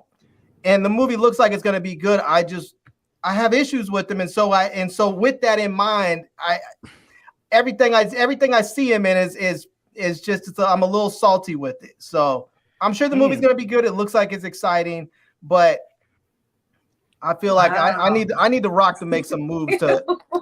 Okay, I disagree big time. But Adam, so I mean, there's that too. Really, Larry? You still look at The Rock and go like black? Like the blackest thing about The Rock to me is his name is Dwayne. Like I don't put all of that together. Like I don't have any expectations of him. His dad is black. Okay. I mean, you ever hear him represent the black side of it? He's always talking about his island side and everything else, but his dad is black. He never represents the black side of him. I'm not. That's why I don't look for it. I don't look for him. I guess I'm just not cool with that. He's just not going to do that. Wait a minute, Larry. At the end of Why Did I Get Married Too? Oh Lord, she done for that one. When Janet Jackson was like, that was something. What, Janet Jackson gave him a look and that's supposed to pass? They ended up together because his wife died too. Lamont, how you feeling, bro? About this trailer, man? Nice try though. Before I get into it, I just want to say this. Right on, my brother. Wakanda forever. But anyway, how long have I been trying to pull down this DC poster that's been on my wall collecting dust, B. Avery? Because I've continuously said they make great cartoons, but if they could just get a villain to carry the lead for their live actions, DC could get back in this game and capture some of that market share that Marvel has taken from them. And this trailer looks like Dwayne Johnson is going to be able to do that. If they would have given this last Thor character Gore, the antagonist in that movie, what they gave Black Adam in this movie, Thor would have been a better movie. And to see what they're getting ready to do when you're writing a story, the question you have to ask yourself is, what is it that the villain or the evil person has to overcome that makes the story deep? This man is in pain because they killed his family, and now he's torn. And at some point in time, we will see him probably as an anti-hero more than he is a villain. But in the beginning, he looks menacing as hell. Did you see the way Hawkman came down with that electrified mace? And Black Adam just basically grabs him like, what the hell you think you're going to do with that? Let me give you some of this people's electricity. Shoot, got rid of him. Just got rid of him. And Dr. Fate, who is one of the more powerful characters in the DCEU, looks like he's even intimidated by the power that Black Adam has. So yeah, I think this is a brand new beginning for Marvel. You got the right guy who knows how to market, hype up the story, and like Elliot, that is all him in that suit. That is all him underneath those clothes. And I believe this thing is gonna make at least $500 million. Oh, hell yeah. Yeah. You don't think it'll make $1 billion? I don't know if it's gonna go to $1 billion because we're still post-COVID, and a lot of people feel the way you feel, Larry. They're not going to the movie theater still yet. And COVID is rising. Now we got to worry about damn monkeypox. So I don't think it's going to get $1 billion, but I do think easily it's going to go across $500 million, and I'm talking maybe it might hit that number in about 5 weeks. But it's going to be one of the bigger, I'm going to say top 5 movies of the entire year. I got you. Well, Lamont, thank you for that, man. I do appreciate it. And again, guys, that's the wrong thing right there. If you're interested in this film, Black Adam, when will this be hitting theaters? Where is the date? October. Is it? Oh, yep. There you go. Thank you, sir. October, later on this year, and I am super duper excited about that right there. I will just say this before people go hating on me. I'm not wishing it any ill will. I'm hoping the movie is good, and I hope it does well. I hope it does as it's successfully in the box office as it is good. Right on, right on, right on. If it's trash, then I hope it does terrible. But if it's great, I hope it does great. And hopefully it is not trash. But we're because we know see. DC's good at DCing stuff up. Yep, and I'm gonna let you talk first. The next one.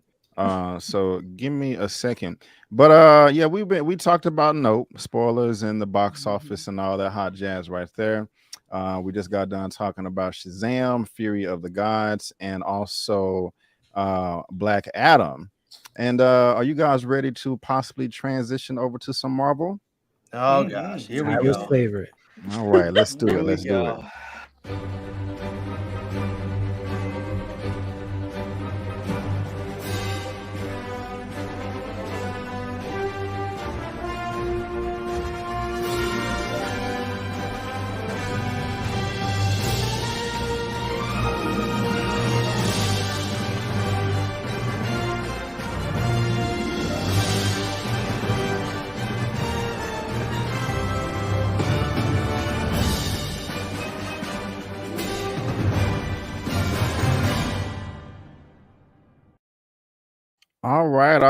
All right. Y'all know I got to be extra over here with all the stuff. And so we are now talking about Marvel Studios at San Diego Comic-Con. I'm really excited about all this stuff we're going to be talking about as well. We're finna hit up this She-Hulk trailer real quick. But before we do, I see that we have 391 people watching right now. Yes. Can we break 400? Hopefully we can, because I see that we have 260 thumbs up. Can we get like 350 thumbs up? Come on, y'all, please. Guys, thumbs up. Flash him and smile again. Smile again. Yes, yes, we gotta get that smile. And let us get them super chats, my people. Keep the 50+ super chats coming. Keep them coming. All right, and yeah, Lamont, just let me know, man, if I'm understanding that correctly. If you right now or later. After I get done on this next subject. Gotcha. Well, let's go ahead and check out this She-Hulk trailer, and I'm excited about it because there was a little cameo that we had at the end of it that I wasn't expecting myself, but here we go.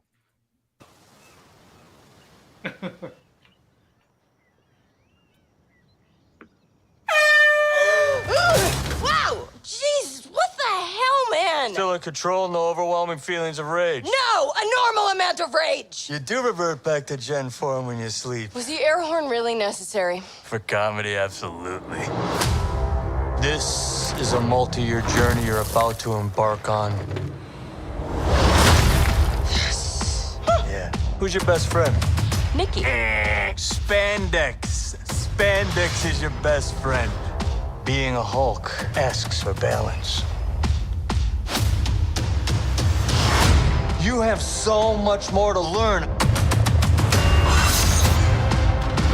Yes! So I'm clearly nailing it at all these things. If you want to go back to your life as a lawyer, I respect that.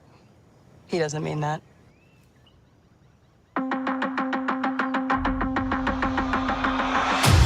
More and more eccentric superhumans are coming out of the woodwork. We're going to launch a division for them. And I want the She-Hulk to be the face of it. Jennifer Waters. Namaste. I have a serious conflict of interest. This man tried to kill my cousin, Bruce. Yeah, that's quite all right. Oh. People only care because I'm representing Emil Blonsky. I think they care because they're like, hey, that girl's great. Jen, do your thing. God, I really like this outfit.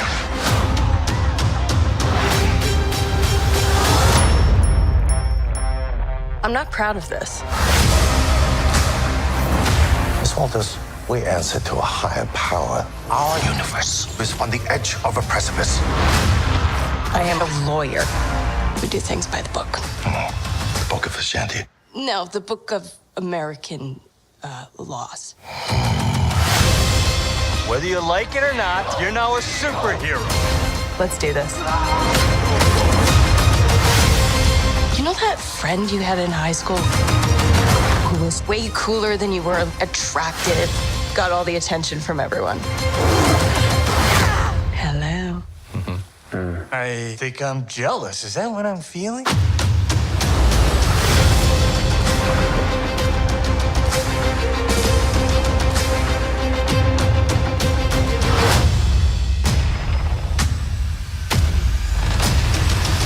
Yes, I know y'all saw it. She-Hulk trailer. Larry, how you feeling about this, man? You liking the trailer? You hating the trailer? Let us know how you feel, man. No, it looks cool, man. I love She-Hulk. You know, I mean, when I, reading comics, she was one of my favorite ones in there. I liked weird stuff from. I know everybody else was all about the regulars of the MCU, but I like She-Hulk. I like Howard the Duck. I'm hoping that we get a Howard the Duck cameo coming in there. You know, I'm just saying. I know I keep talking about it. Someone's gonna hear me out there. Someone out there in Disney is going to hear me. And they're going to put Howard the Duck out there, you know. We got a glimpse of him in What If, but I want a full Howard the Duck, at least one episode with them in there. So, but it looks good. It looks like it's going to be fun.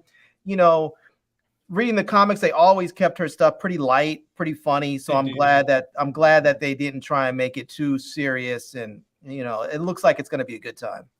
Right on, man. I appreciate that. Elliot, man, get in there. I can imagine how you feel, but let us know, man, how you feeling about the She-Hulk trailer. Yeah, man. Well, I think the obvious be, you know how I feel about the Hulk as a character in the MCU. And you know what? I'm happy for him because it seems like Kevin Feige has done, I'm a sports fan. So, when you're key players like the Hulk, like he once upon a time before the Russo brothers kind of destroyed him and Thanos put those hands on him. They got to send him to the D league, to the development lead. He has to go ahead and relearn how to be the Hulk that I miss, which is the Hulk that used to smash and destroy things and all that stuff. So hopefully Disney Plus is a developmental league. He can get all his jokes out and all the fun stuff. Professor Hulk, get that out of your system and then come back to Marvel when you're MCU, when you're, back to the Hulk that I remember and not doing yoga and poking jokes and all that stuff. So neither here nor there. We're talking about his cousin, She-Hulk. Jennifer Walters looks great. As Larry brought up, the breaking the fourth wall before Deadpool did, which is, very comic book accurate there. So I love that they're breaking the fourth wall. They're having fun with the character. This is the first, I guess they're saying the first kind of Disney Plus 30-minute sitcom of a sense of a comedy, which we always know Marvel likes to kind of play within different genres and give you something new and fresh. So it will be cool to see that. To be honest, I didn't find the jokes to be that funny in the trailer, but I also know that it's very hard to cut a trailer when you're trying to imply comedy and jokes because you're like jumping in the middle of a punchline or jumping in the middle of the joke. So it's kind of hard to convey that, at least for me.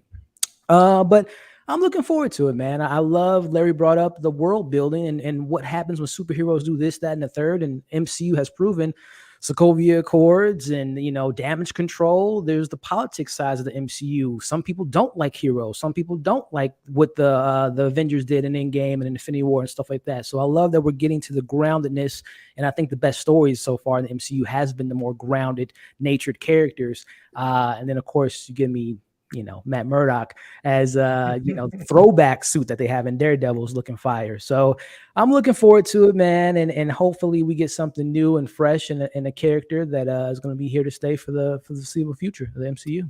Yeah, right on, man. I hear you on that. This right here coming up is what I'm most excited about. If it will hurry up and play your boy Daredevil. Right there, man. This just looks amazing, bad. I cannot wait. I did not expect this last night when this dropped, but I'm like, yes, we're getting Daredevil and She-Hulk.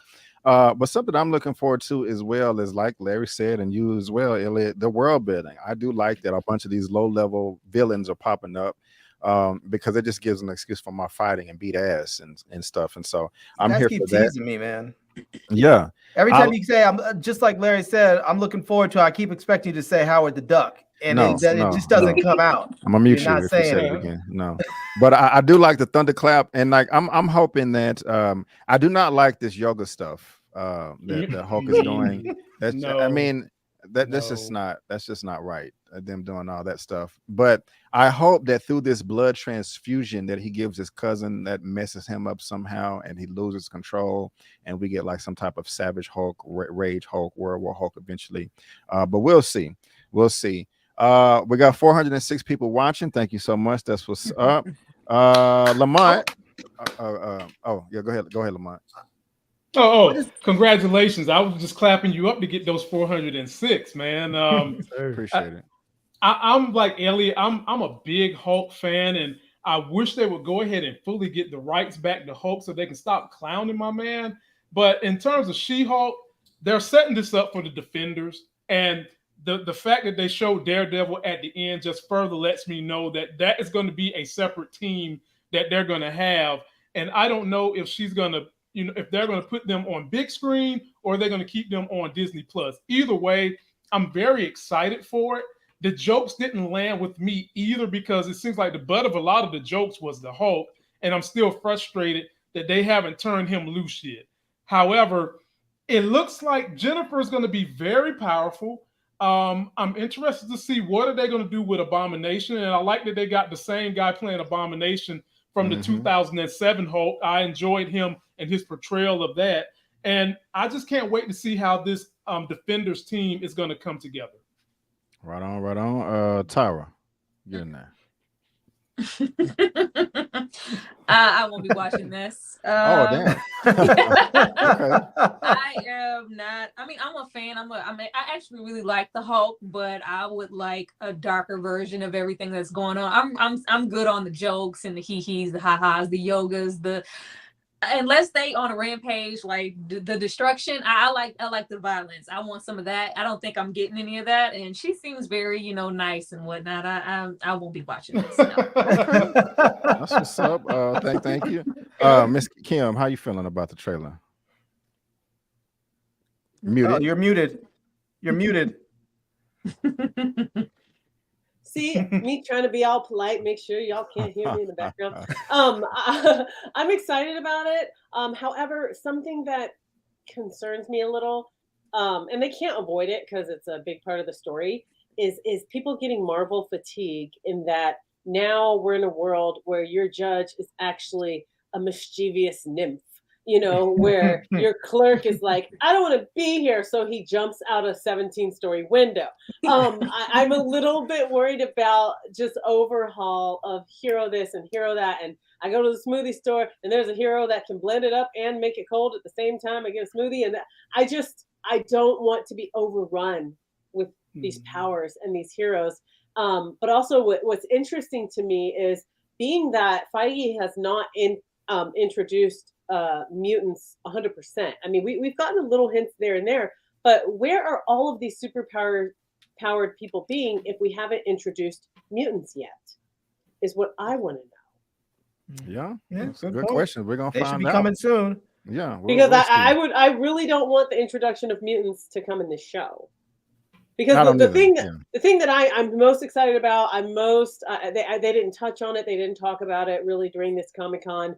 I was hoping to see something on the timeline about X-Men, but I'm so thrilled to see a revival of X-Men. Please don't do it on this show.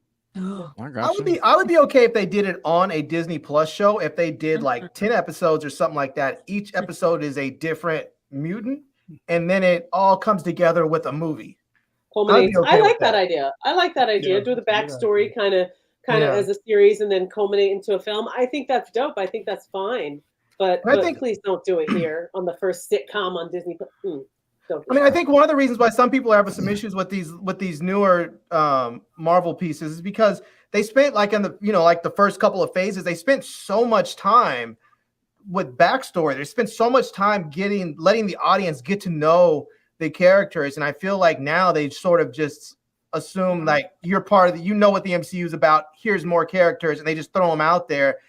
But people don't really know them, so they don't have that emotional connection to them yet. And I think they need to spend more time doing backstory. I know they don't want to because they just want to put stories out and make money. And there's enough, there's enough comic book material to last for the next 100 years. But I think they should probably. I'm not saying slow down I'm not saying they have to slow down production, but just spend more time on the characters that they have instead of introducing more characters. And I want her to have more rage when she turns into her version of Hulk. You know, I mean, I know we're on this reversal thing of Dr. Hulk, Professor Hulk, where he's nice and taking pictures with kids. Like, I get that. But for her version, there should be a personality shift, you know? And I want to see her be savage. I want her to be savage. Yeah. I want there to be she's cute, but you don't want her to look at you like this. I want there to be something more scary about her presence. And so I'm worried about the jokiness of it. I mean, that was part of it in the comics that she was raging out, and her dad was the sheriff, and her dad hated this She-Hulk. He didn't know that it was his daughter, but he hated the She-Hulk because he was like, she's basically a criminal. She's just a vigilante running around with all this destruction. And I don't feel like we saw any of that coming. And you're going to see her rage out with the boyfriend on this show. Yeah. And I'll leave it at that.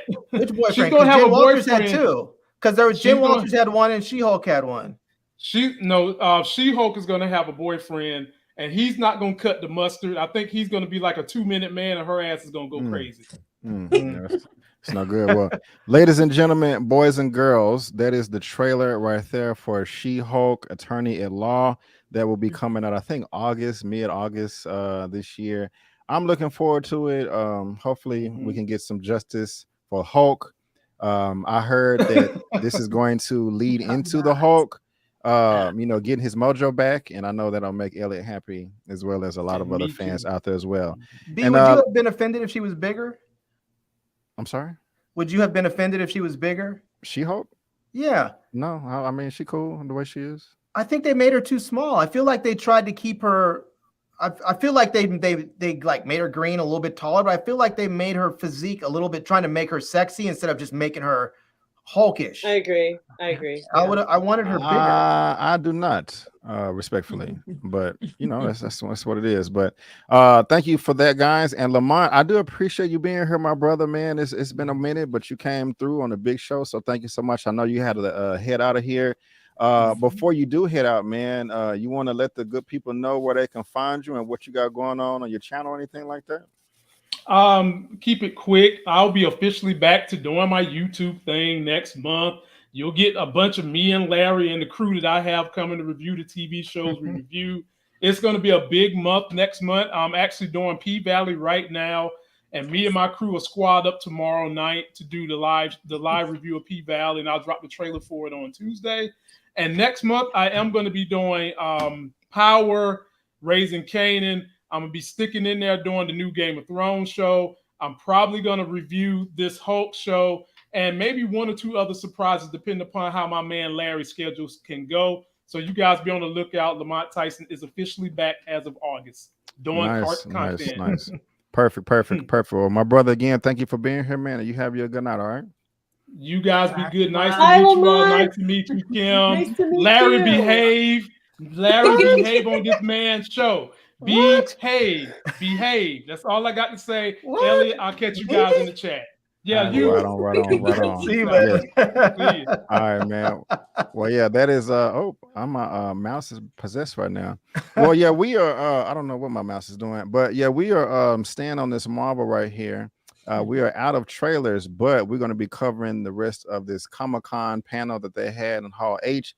And man, it's what's up. Starting off with this right here, and give me 2 seconds because my mouse is possessed. I can't do nothing with this. I don't know why it's jumping around. But I got this right here from Collider.com, a Marvel animation, everything we learned from San Diego Comic-Con.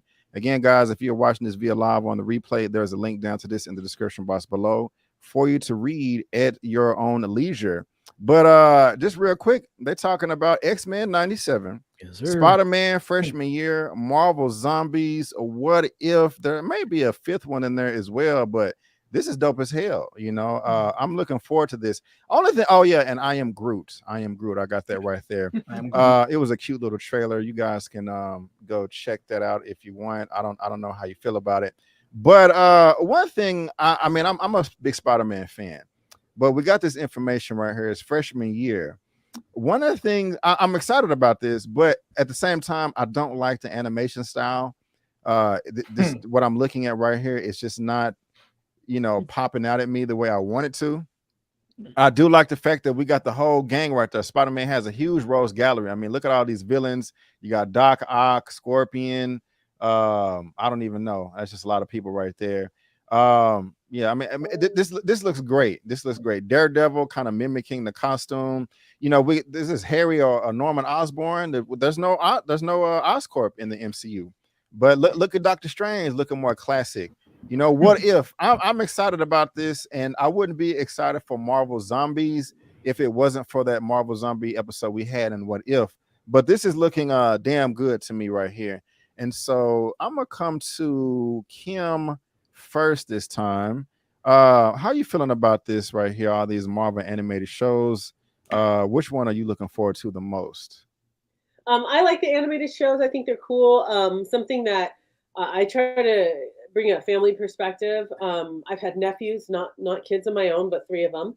And I got to tell you, with Marvel, something that got a little bit frustrating when the boys were like really little is that the adult fans, which makes up most of Marvel, but don't forget kids. A lot of this is kid stuff. A lot of this is the kids want to see and be a part. And there were even some complaints of some Marvel movies or Avengers movies, like it was too much for kids.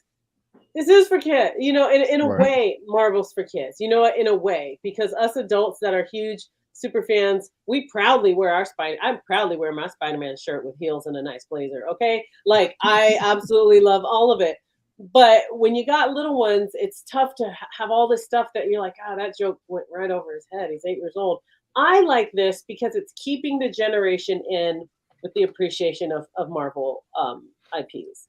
And I wish they would have tweaked the animation just a little bit. Yeah. It's missing something for me. It's missing a little, I don't know, some fun or something. Their faces are just a little too simple. I wanted a little bit more. But you know what? Other than that, I do think they got that classic comic book character look in terms of the way the characters were illustrated in classic comic books for things like Doctor Strange or Spider-Man. It's obviously not multiverse, you know, into the multiverse like we got with that animation. But I think having some Saturday morning type cartoons within the Marvel universe is important and it's needed. And I really hope this is more so written for kids than one of those like, yeah, it's for kids, but make sure the jokes are for the adults. I kind of don't want that. I want something to put my 8-year-old in front of and be able to walk away for a little bit and be fine and have him want the lunchbox and the thermos and so. Okay, appreciate that. Tyra, how you feeling about all this? You excited? Will you be watching this with your little ones or doing something else while they're checking it out? Oh, we definitely checking out Marvel Zombies. That's right up our alley. But that's just for me and my son in particular because he likes zombies and scary stuff. But me personally, I'm more excited for the X-Men 97. Like, as soon as I saw all the animation, I just thought about Saturday mornings and cartoons and cereal and waiting. Like, yes, and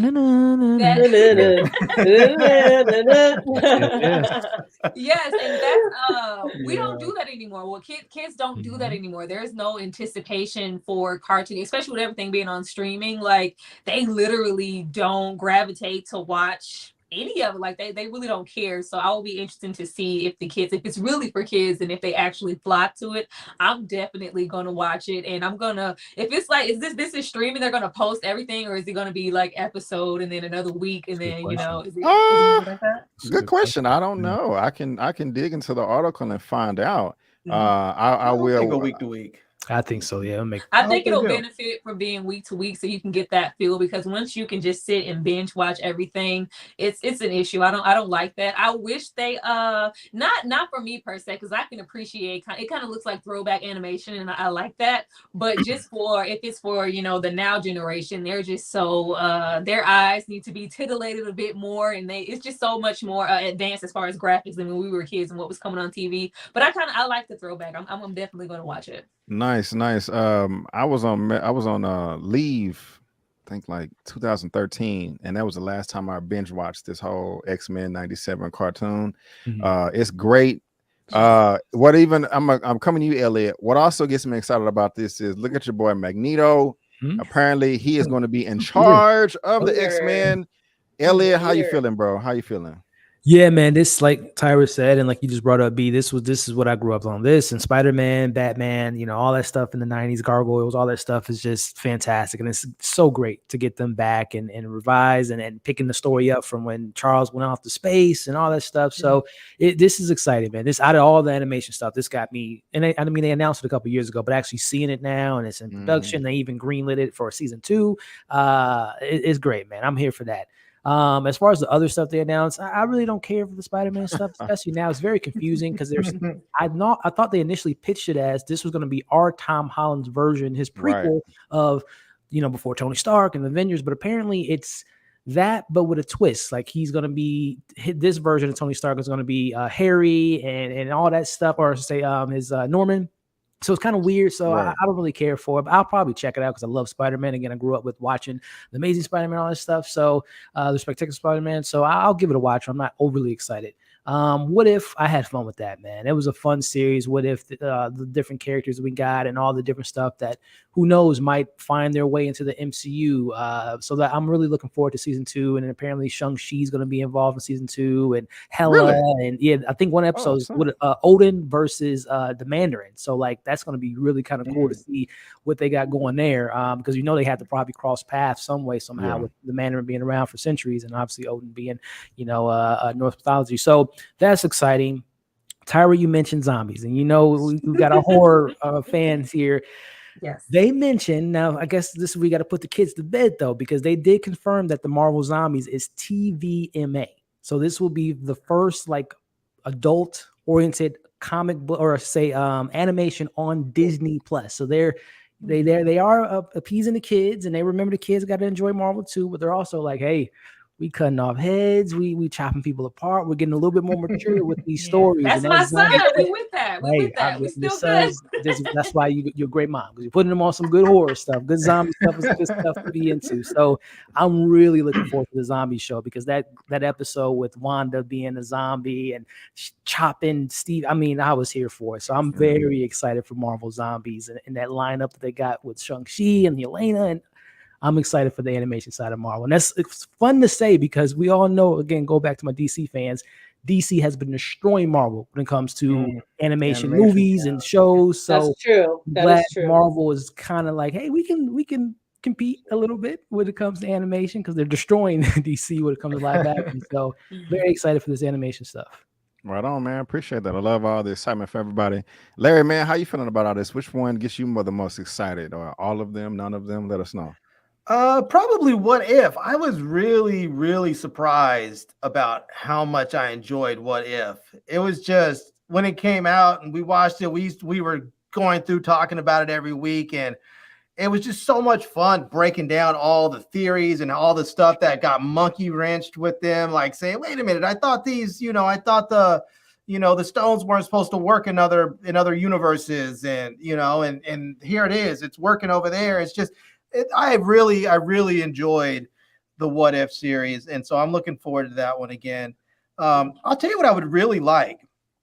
I would really like the writers of Invincible to make a Deadpool animated series.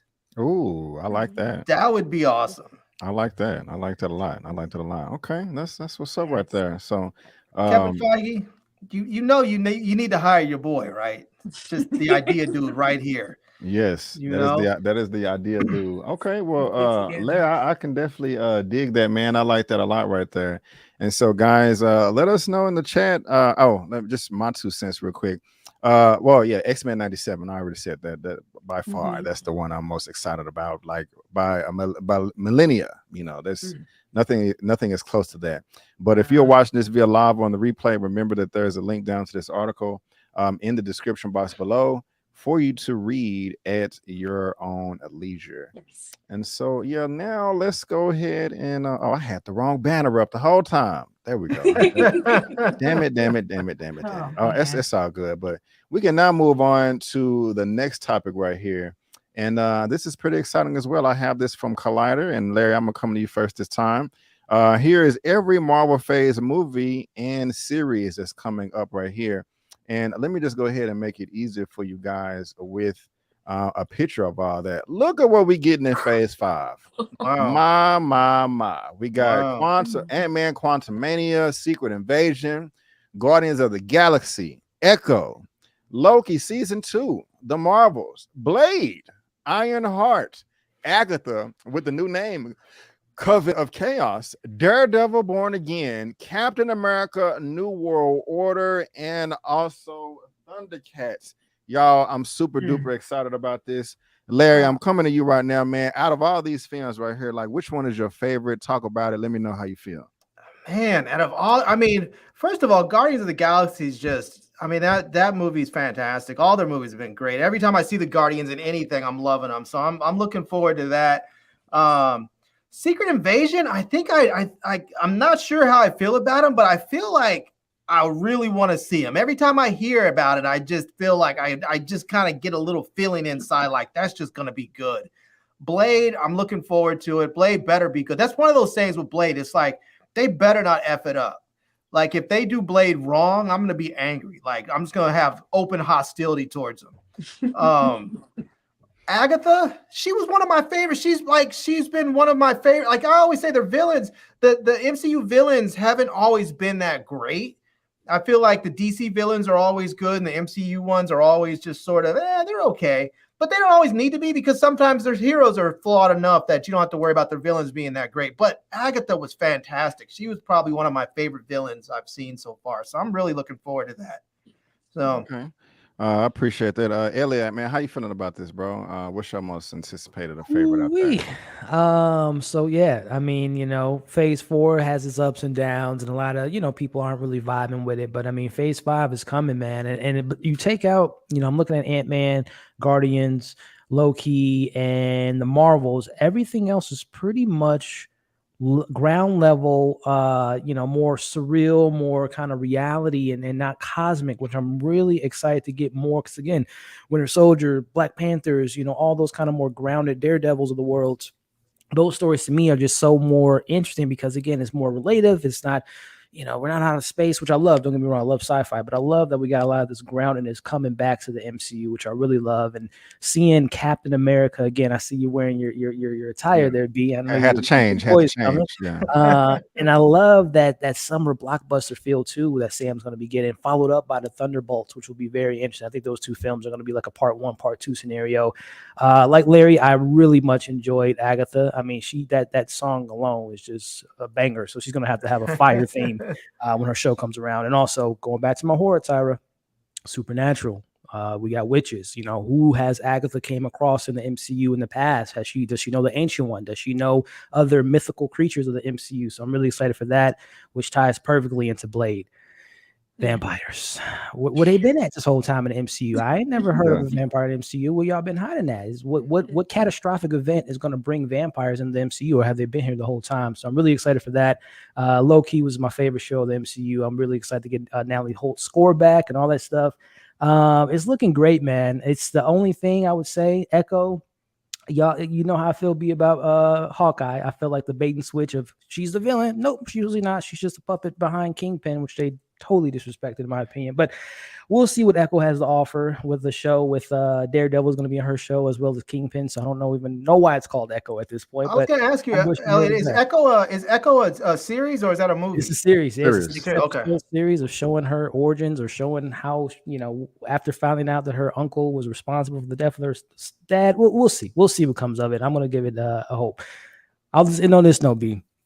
We have been complaining for the last year that Marvel and this 6-episode nonsense of rushing the story, not really developing the characters. They introduce things. They feel more like previews and actual shows. They're writing their shows like movies and not shows with actually development and growth and all that stuff. So when they announced that Daredevil is having an 18-episode season 1, that got me excited because that means that they're finally breaking out of that mold and being stubborn and just limiting their characters to 6 episodes. They're expanding these characters. They're fleshing things out. So that gets me excited for the future of Marvel TV shows to experiment with these characters and grow with these characters. Right on. Get Luke and old girl in there? Possibly with 18 episodes. I mean, hell, you could bring the whole damn Avengers at this point. So yeah, I think you're referring to Jessica Jones and Luke Cage and Iron Fist. I wouldn't be surprised, Larry. Let me say this real quick before I come to Miss Kim. My most anticipated out of pretty much everything is Daredevil and also this Captain America New World Order. I mean, man, that's just what I intro my videos with all the time because he just represents me so well.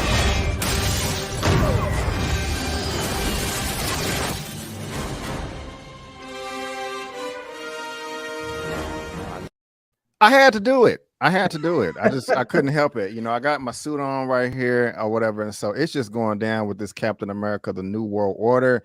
I do agree, Elliot. Is either you or Elliot or Eman or both of y'all that was saying that he's going to need some help, possibly like Winter Soldier and Civil War, bringing more people in to help sell the film. I don't care about that. That's fine. Anthony Mackie, that's my boy. But you talking about Echo, this is what gets me more excited because first of all, I didn't know until yesterday. We're getting Daredevil and She-Hulk. I mean, it's in the trailer. Also, we're going to get Daredevil and Echo. And they already confirmed that. And then we're going to get another 18 episodes. So we're getting like 30 episodes of Daredevil. It's Daredevil's era. Yeah. So I'm chilling. And everybody got it's so I have no complaints with They that. can bring Jennifer Garner back? That hey. But Kim, how are you feeling about this Phase 5?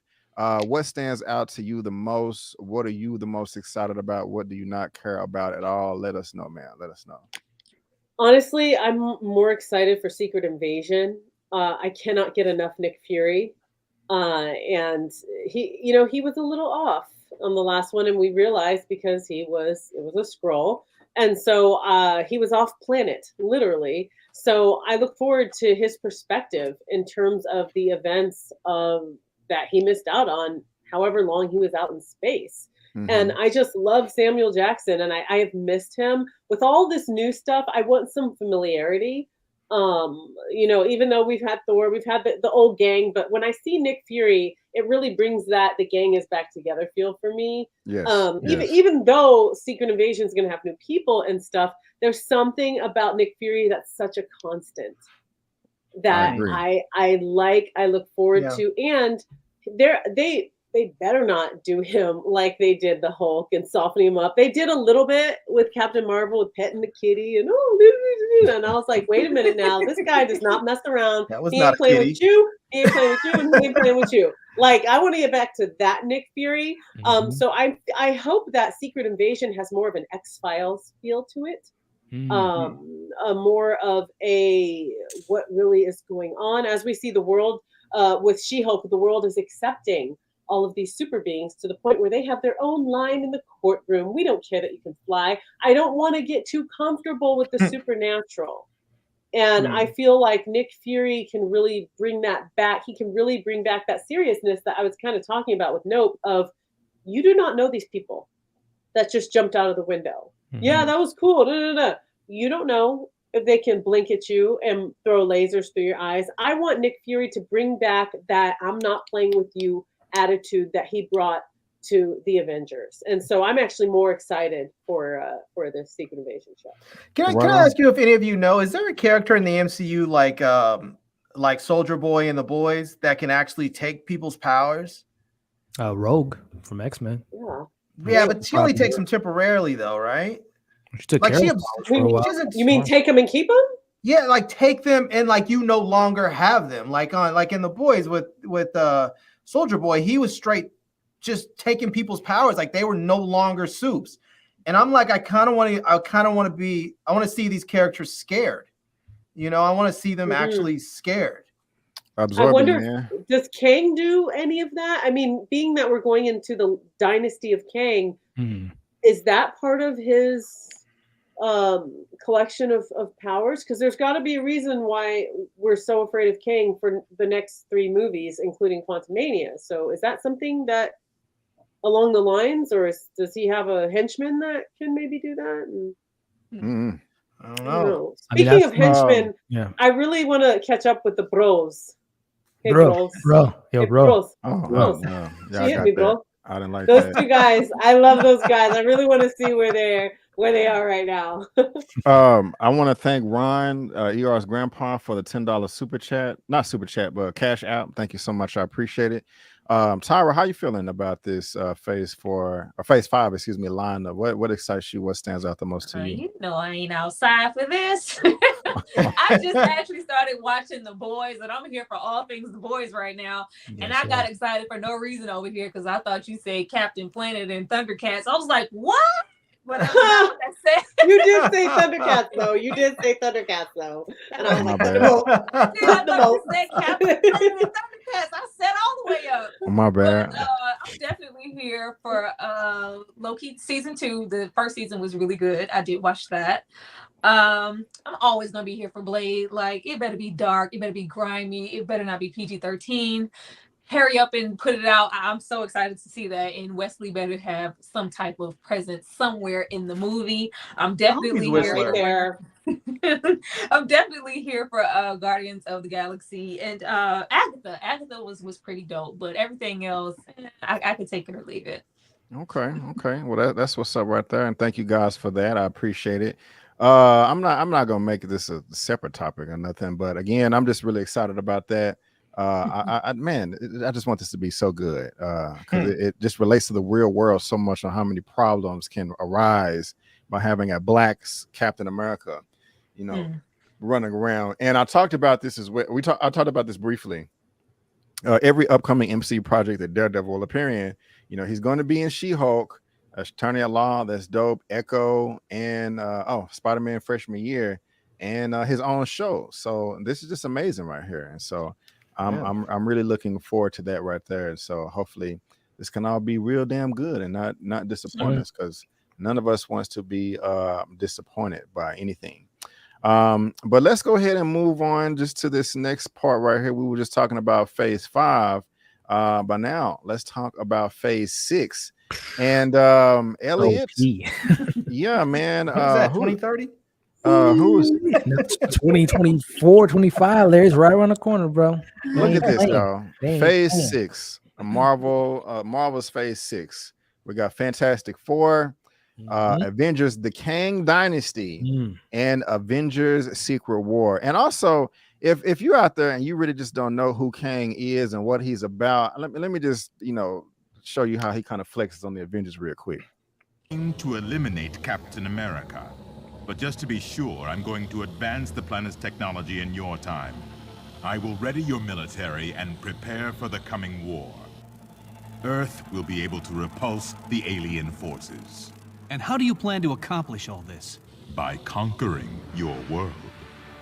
I tell you as a courtesy, this is going to happen. Hand over Captain America. Stay out of my way, or face my wrath. I love it. He about it, and he continues to whoop their ass in that episode. Tyra, are you excited about this right here? This Kang Dynasty, this Avengers Secret Wars, this Fantastic Four in phase 6, or you think Marvel is blowing their load too early? How you feeling about all that? Excited for it. They better blow something because I've been bored. I feel like we're getting back to that Thanos energy. I'm excited for this. Like I don't want to hate on Marvel. I appreciate Marvel, but it's just been real tired and mid to me lately. And I would love to be interested and happy and enjoy a movie again. And I think this might be that. That looks really good. It looks really good. I'm excited. Okay. What about that Fantastic Four over there? What is that? What they doing with that again? November. That's over 2 years from now, man. That's pretty wild. It better be good. It better be good. Like, I mean, that set everything off. I don't understand why they pushed it back so far. That should have been up front. Yeah. Elliot, get in there, man. How you feeling about all this, man? Yeah, man. I mean, so to address the first family of Marvel, it would have been cool, poetic to maybe end phase 4 with Fantastic Four, but I think they're timing this perfectly. Again, phase 5 seems to be very grounded into we're on the ground level with Daredevil and Secret Invasion, a lot of stuff, little cosmic stuff, but mostly grounded. And then phase 6 is the more cosmic elements of the MCU. And who do you do that with? Well, the first family, Marvel's first family with the Fantastic Four. And I'm assuming by next month, or say September, we're going to get our cast with the Fantastic Four, as well as who's going to be directing that thing. So really excited for the first family to get the justice they deserve. No disrespect to Tim Story and his 2 Fantastic Four films, and obviously Josh Trank. They didn't know the assignment. I don't know All who the those disrespect. fantastic characters were. They weren't fantastic, I'll tell you that. So I'm really excited for that. Man, you're looking at those 8 vacancies, right? As far as 8 other projects between that and Avengers, you know, we got some TV shows in the mix. You know, we got, you know, maybe some Deadpool 3, some Spider-Man 4, Thor 5, Doctor Strange 3, Eternals 2. You know, I mean, the list goes on and on. Where's the So Wakanda series fitting in there? Isn't that supposed to be in there there you go. somewhere? There, yes, Wakanda. I mean, there's going to be some build up to the next big Avengers. Now, Kang Dynasty.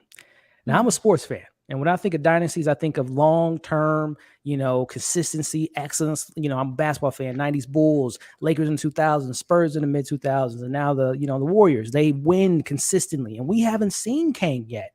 So it's very interesting that they're saying Kang Dynasty, which makes me believe that he's been doing his conquering for generations, for centuries, and we're going to finally see that a la Ant-Man, Loki season 2, and then obviously him being the headliner here. We're going to get really to understand how menacing, how Thanos level this Jonathan Majors. He is going to be a household name. I'm so happy for him because that young man is fantastic, and he's going to show everyone why Marvel decided to really put their marbles in.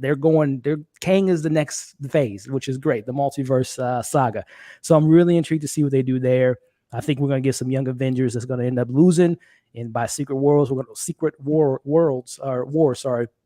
going to have to get the team back. They're going to have to get all the A players with the B players, with everyone, because there's an incursion coming, and we're going to have to fight different worlds, different multiverses, and when are we going to get World War Hulk? Well, it might be in there somewhere, Larry, because they're going to need a Hulk. They're going to need a Red Hulk. They're going to need a Savage Hulk. It's going to be crazy, Secret War. So I'm here for this God level phase 6. And only thing I will say, and I'll finish on this, I have a feeling they're going to push Secret Wars back because 6 months between one Avenger to the next Avenger film seems to be not enough time to breathe and really understand the ramifications of an Avenger type level, which I do think Kang will beat the Avengers. I have a feeling they're going to push that Secret Wars back maybe to 2026. Before I come to Kim, I agree, Elliot. I think not only are they going to push back Avengers Secret Wars, I think they're going to push back Kang Dynasty as well. I still think there's more films, solo films and shows that they can put in there just to build it out more. Because what else we are still in phase 4. We just talked about phase 5. Where's Armor Wars at? That's not on here. Yeah, that dropped off, I think. Yeah, so the creator did say on his Instagram that they're still working on it, but I think they might rearrange it and do something a little bit different. But it is still coming. It's just not a part of the slate, unfortunately. And we still need Doctor Strange 3. We still need Shang-Chi 2. We also still need to bring Ghost Rider and the Punisher in here as well. You know, and all these other street level heroes. But we'll see. Kim, how are you feeling about this phase 6 right here and the Avengers and all that? It's fine. I was looking for one thing. I was looking for some X-Men. Yeah. I was looking for some X-Men, and partly because I do want. I love Marvel. I'm not ashamed to say it. I love Marvel, and I love it more than DC. But I have been getting a little bit of fatigue with all the shows, and now it's on streaming. And I really feel like even though X-Men is a part of the global Marvel family, I feel like bringing in their stories gives us a little bit of a break from the regular Avengers. It gives us a little bit of a break while still keeping in the family. And I think in order to keep Avengers fresh, in order to make sure people aren't getting overwhelmed, especially with the show She-Hulk, I'm really worried it's going to make people feel very, very super overwhelmed. I want one of those missing spots to be X-Men. It's time. Let's do it. There's so many amazing stories to be told under the umbrella of the X-Men. But also what's interesting about the Kang Dynasty and the fact that we're getting so much Kang is that I agree with you, Brandon, that there's got to be, Quantumania, much like the ending of Infinity War. What I loved about the Infinity War is that your favorite superhero gang lost. They did not win. And I loved that. Not because I don't love our heroes, but because I'm like, show everything about war. Show everything about the battles. You win some, you lose some. And our heroes, luckily, they win the big ones. But show more about the losses. And with Kang having a dynasty, I agree with what you said, that we might be seeing a dynasty. That's a long time. So how much of his rule? Well, I think we're going to see him, Quantumania, they're going to lose in the end. And dynasty is not going to be about a straight up fight. It's going to be about being oppressed under his system and having to work your way from the bottom all the way out of his dynasty. And for that, I look forward to that. And I am excited about that. B, I think you mentioned an important point about the street level heroes, and I think they really need to bring them back in, like Jessica Jones and Luke Cage and Iron Fist, because we have all the people that are up there doing the big, intergalactic, multi-dimensional battles, but who's going to protect the old lady who just got her Social Security check snatched? You know? Right.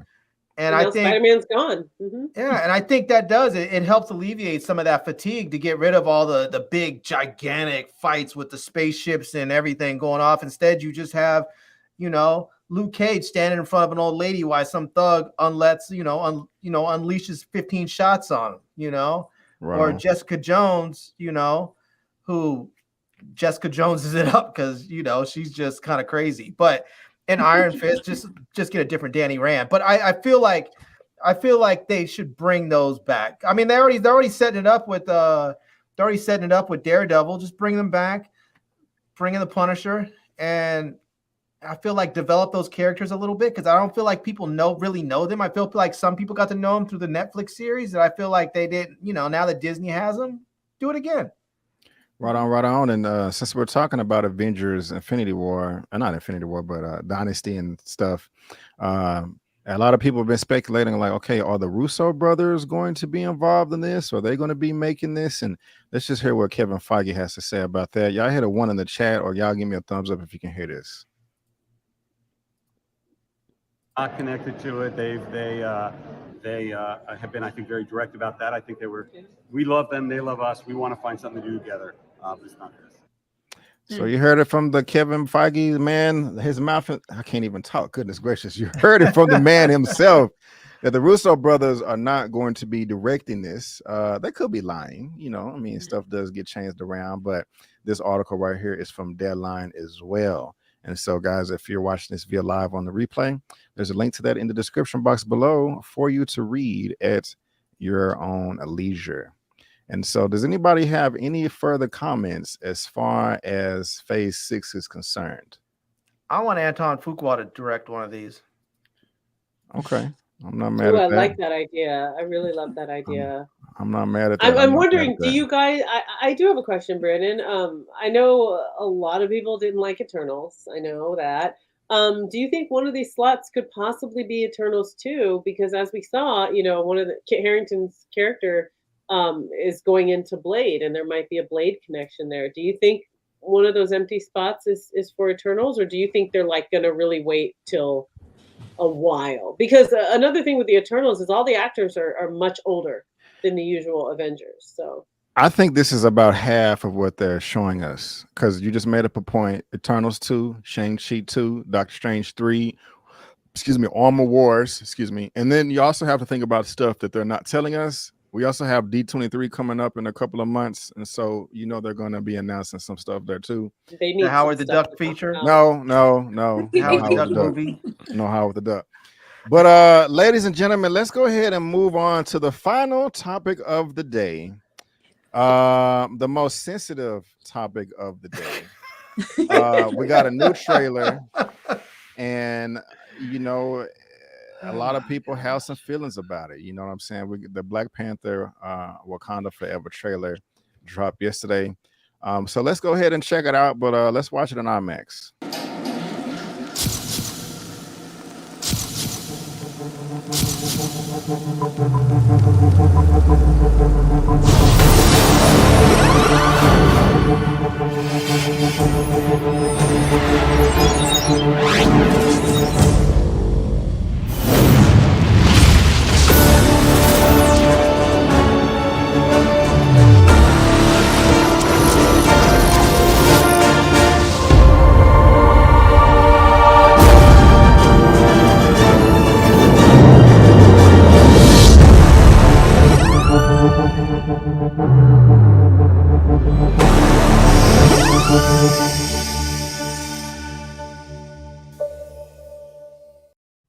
Wow, you guys look so excited, you know. But let's go ahead and play this thing and break it down. No woman, no cry. No woman, no cry. Little darling, don't shed no tear. No woman, no cry. Good friends we have, and good friends we've lost along the way. In this great future, you can't forget your past. So dry your tears, I said.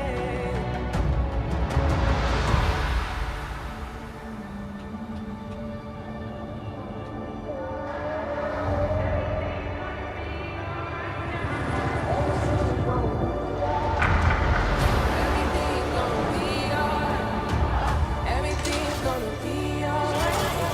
Everything's gonna be alright now. Everything's gonna be alright. Everything's gonna be alright. Everything's gonna be alright. Everything's gonna be.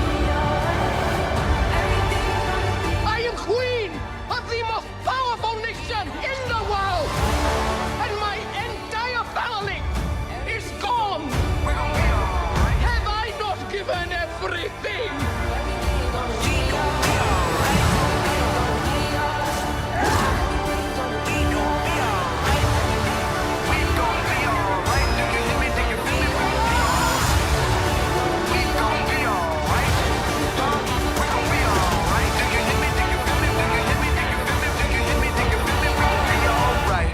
And when I wake up,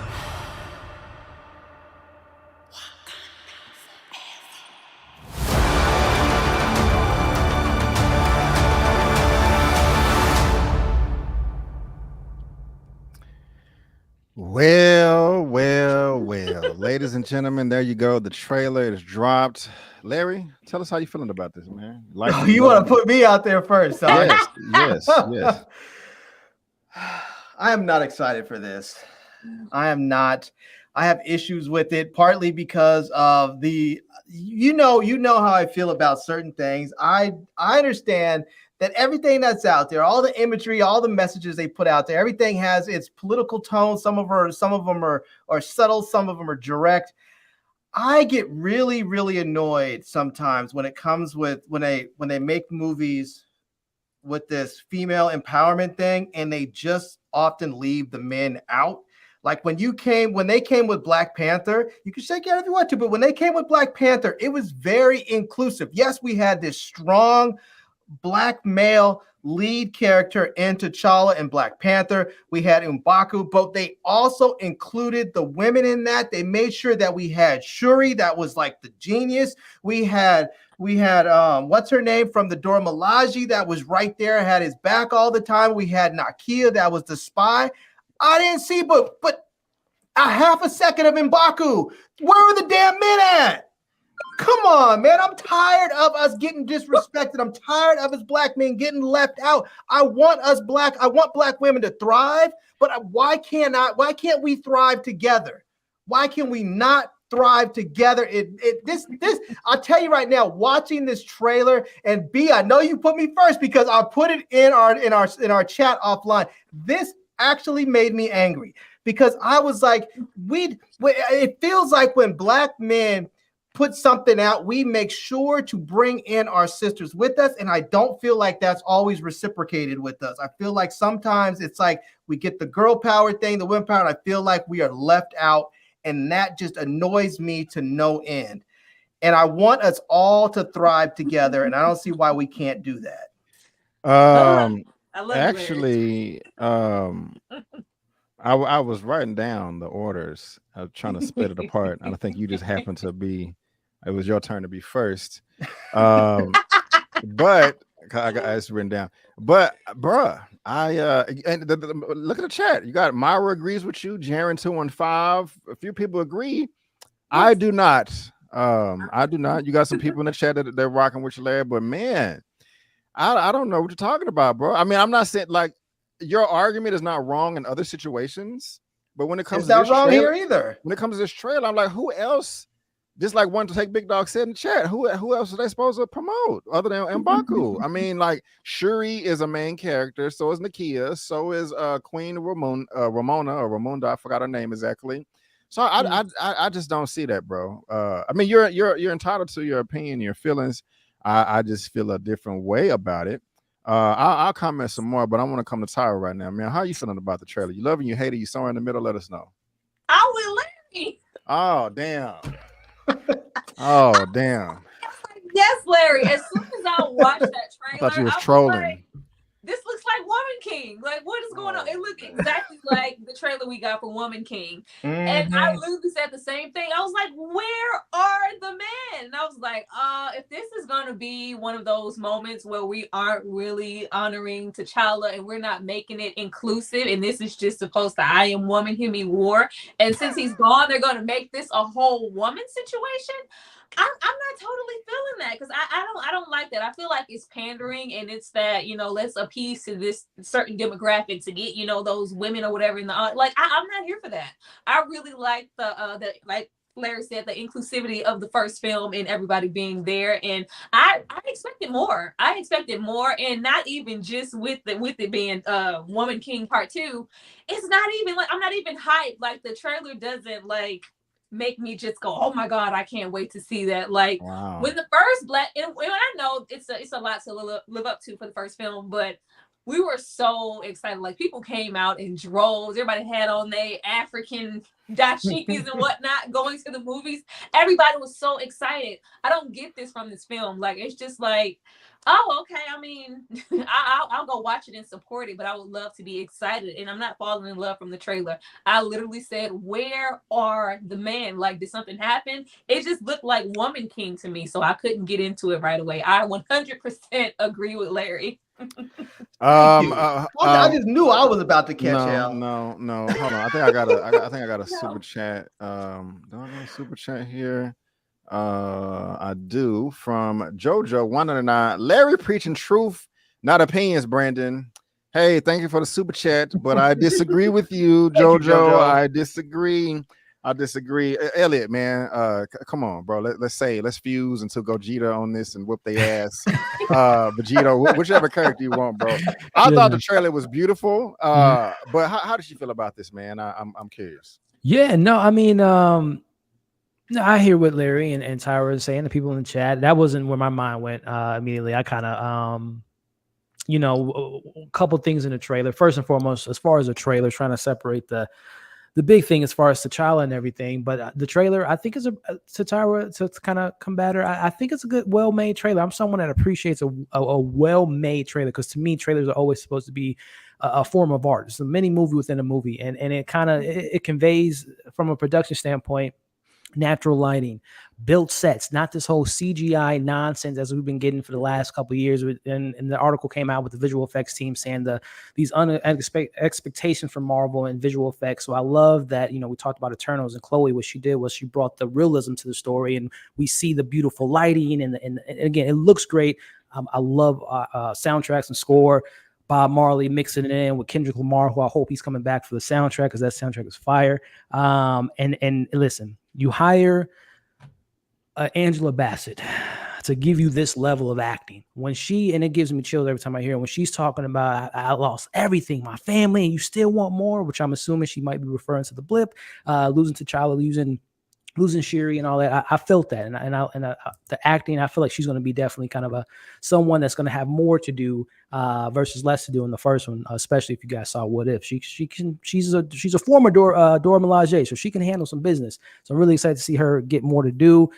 Namor's looking pretty cool. I love this kind of origin within the trailer. Again, a trailer is a small movie. We see him from his birth to his kids, seeing his village being burned down, to him being the king, being this ruler, and we'll see how the ramifications shake out or why he wants to take down Wakanda and all that. Very intrigued to see. We talk about villains. Very excited to see how he's the hero in his story. He's looking out for his people. So I'm very excited to see what they do with that. And again, from comic book fans, depending on which comics you read, he is the first mutant in the comics versus him and, you know, Apocalypse or whatnot. So I'm very intrigued to see what they do with that element. But then I can't help but to think about T'Challa. And Eman, shout out to Eman. I know he's been on the channel quite a few times, and Where is Eman? He's fighting a good fight, man. He's out there letting people know to recast T'Challa, and he says it in a much more eloquently way and breaks it down and all that. But at the end of the day, man, we just got done. I know Tyra's favorite movie of the year is Nope. And one of the subplots and metaphors and allegories in this film, especially the Jupe storyline, was monetizing trauma, exploiting trauma. And the fact that we see a mural of T'Challa, this is, I think, the 4th time he's died in his own first movie. He died in Infinity War. He died in What If, and now we're going to see him die again. So I feel, in my heart of hearts, I really do look for the good in Ryan Coogler. He's a brilliant director, genius writer. He's 3 for 3 in my eyes. I feel like he has integrity. I feel like Angela Bassett, Wilson Duke, Lupita Nyong'o. I feel like, all this cast, the heart and the passion's there. And I feel like in my heart of hearts that they wouldn't do this to make a dollar. They wouldn't exploit this incredible rest in peace Chadwick Boseman. They wouldn't exploit this situation. But when you have scenes like this, they're reliving this trauma. They're showing us him die yet again in the MCU for the 4th time. It just makes me feel a certain way. So again, I'm really hopeful that Ryan has a story to tell, because they did have, Ryan Coogler and Nate Moore. They have said that they're not recasting T'Challa. I think you could switch that up. You can make business decisions one day and change it up once the emotions cool down, because it was a very emotional type of decision, in my opinion, that Ryan Coogler made. So I He's not the rightful ruler of Wakanda anyway. So just bring the rightful ruler of Wakanda back. We know how you feel about Killmonger. I know, man. But look, I'm really torn with this because, again, I just don't feel right about the way that they're implementing a real life situation into a fictional story. T'Challa is a character. Chadwick Boseman is the man that we lost, unfortunately, but it doesn't mean you have to kill this character that has so many more stories of being a king, being an Avenger, his relationships with Storm, and it's just so much more story to be told. And I don't want the story to be given to another character or create a new character. We need T'Challa in the MCU, and it doesn't take anything away from other stories, other characters. It needs to be recasted. So looks beautiful. I'm excited for it, but it's just painful to see that, man, in the trailer. Yeah. Kim, how you feeling? Well, first off, Larry, she's been waiting. I see her over there. Oh my god! Oh my god! I was just waiting. She was eyeing me. I was like, "Oh, she's about to let me have it." I agree with you. I do agree with you, actually. Partially agree with you on this. I don't want to see the strong Black king sidelined at all. And not only don't want to see that, I really don't think that was their intention going in, because of losing Chadwick Boseman. We all have to remember this script, this trailer that we're seeing. This is all like after Chadwick. So this wasn't like they finished a movie and then had to scrap it and then had this. This is all, what do we do? Oh my gosh, we lost this hero. We lost this lead. So it's almost like they have to fall into that storyline. So I think if it does go that route, which I hope it doesn't, I don't believe it was intentionally malicious. Like, we don't need no strong Black man in here. No, I think it was like, we had that, but also Wakabi. Daniel Kaluuya had a scheduling conflict and chose to do Nope instead of Black Panther 2, which I'm sure was a really tough decision. So he could have come back as well, but he didn't because of the scheduling.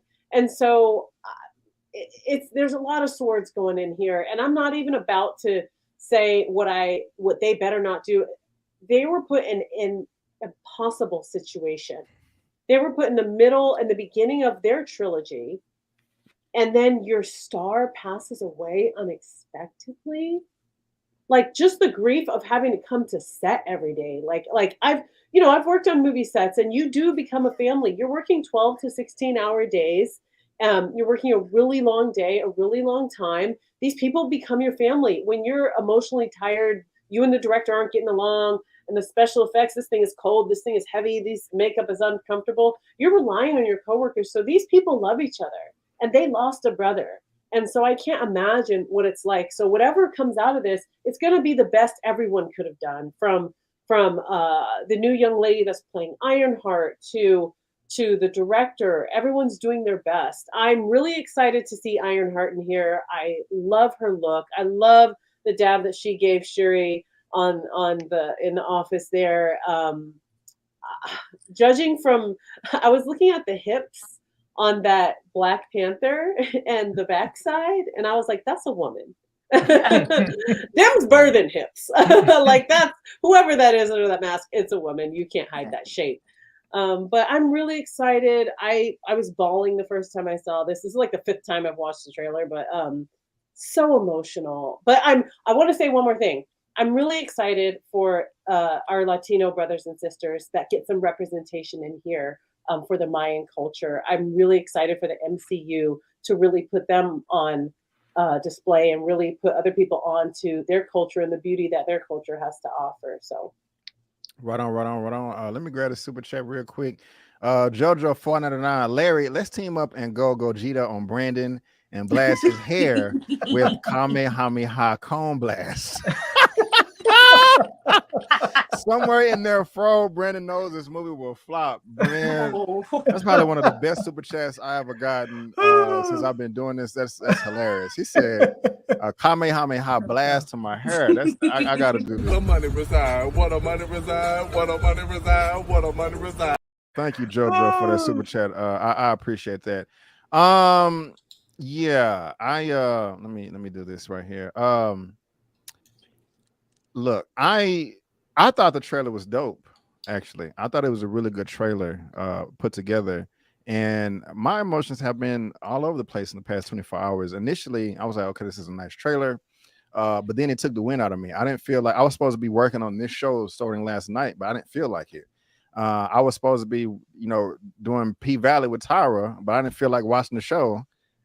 Because I was pissed off that they look like we're having the burial scene with T'Challa in this. Now, like Elliot has talked about in great length, the line from Angela Bassett. I've given so much, I've lost everything, I lost my whole family. I am hoping, I am praying that she is referring to this, or this is taking place during the blip. That's how they're moralizing T'Challa, that we lost our king.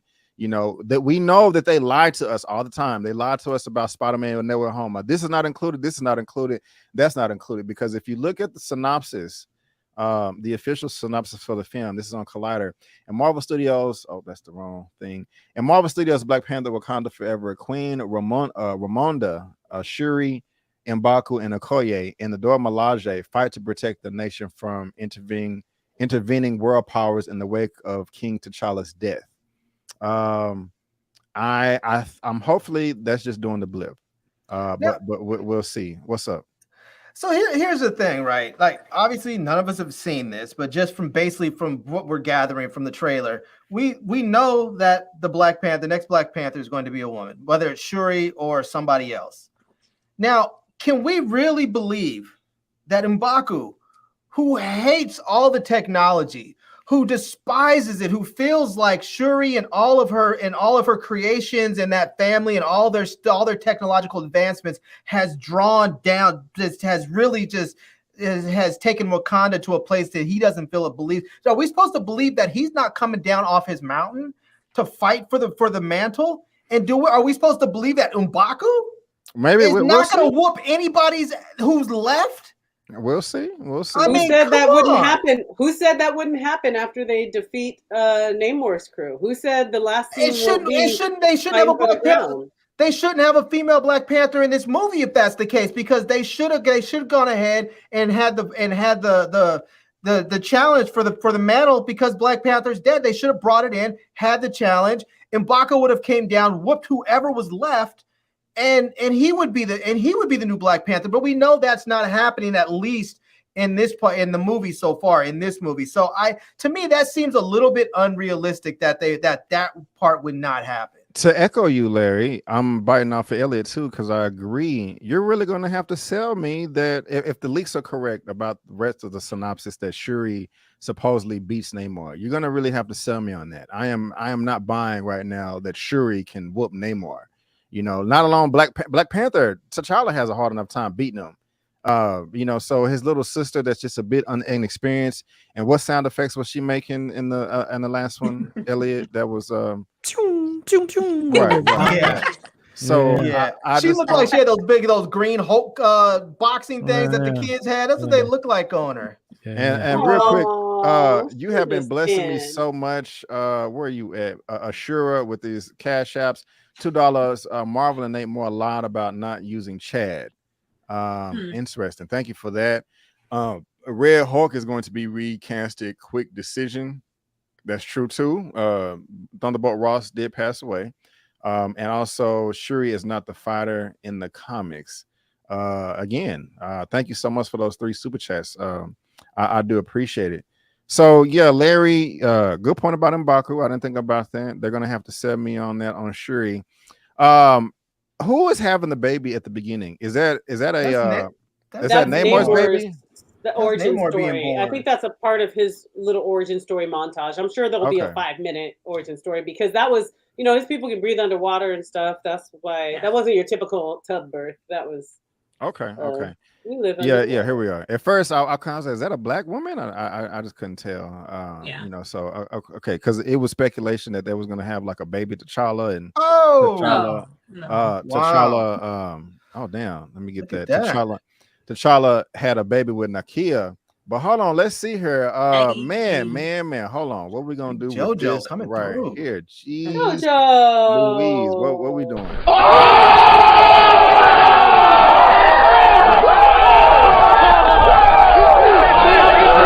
What a money reside, what a money reside, what a money reside, what a money reside.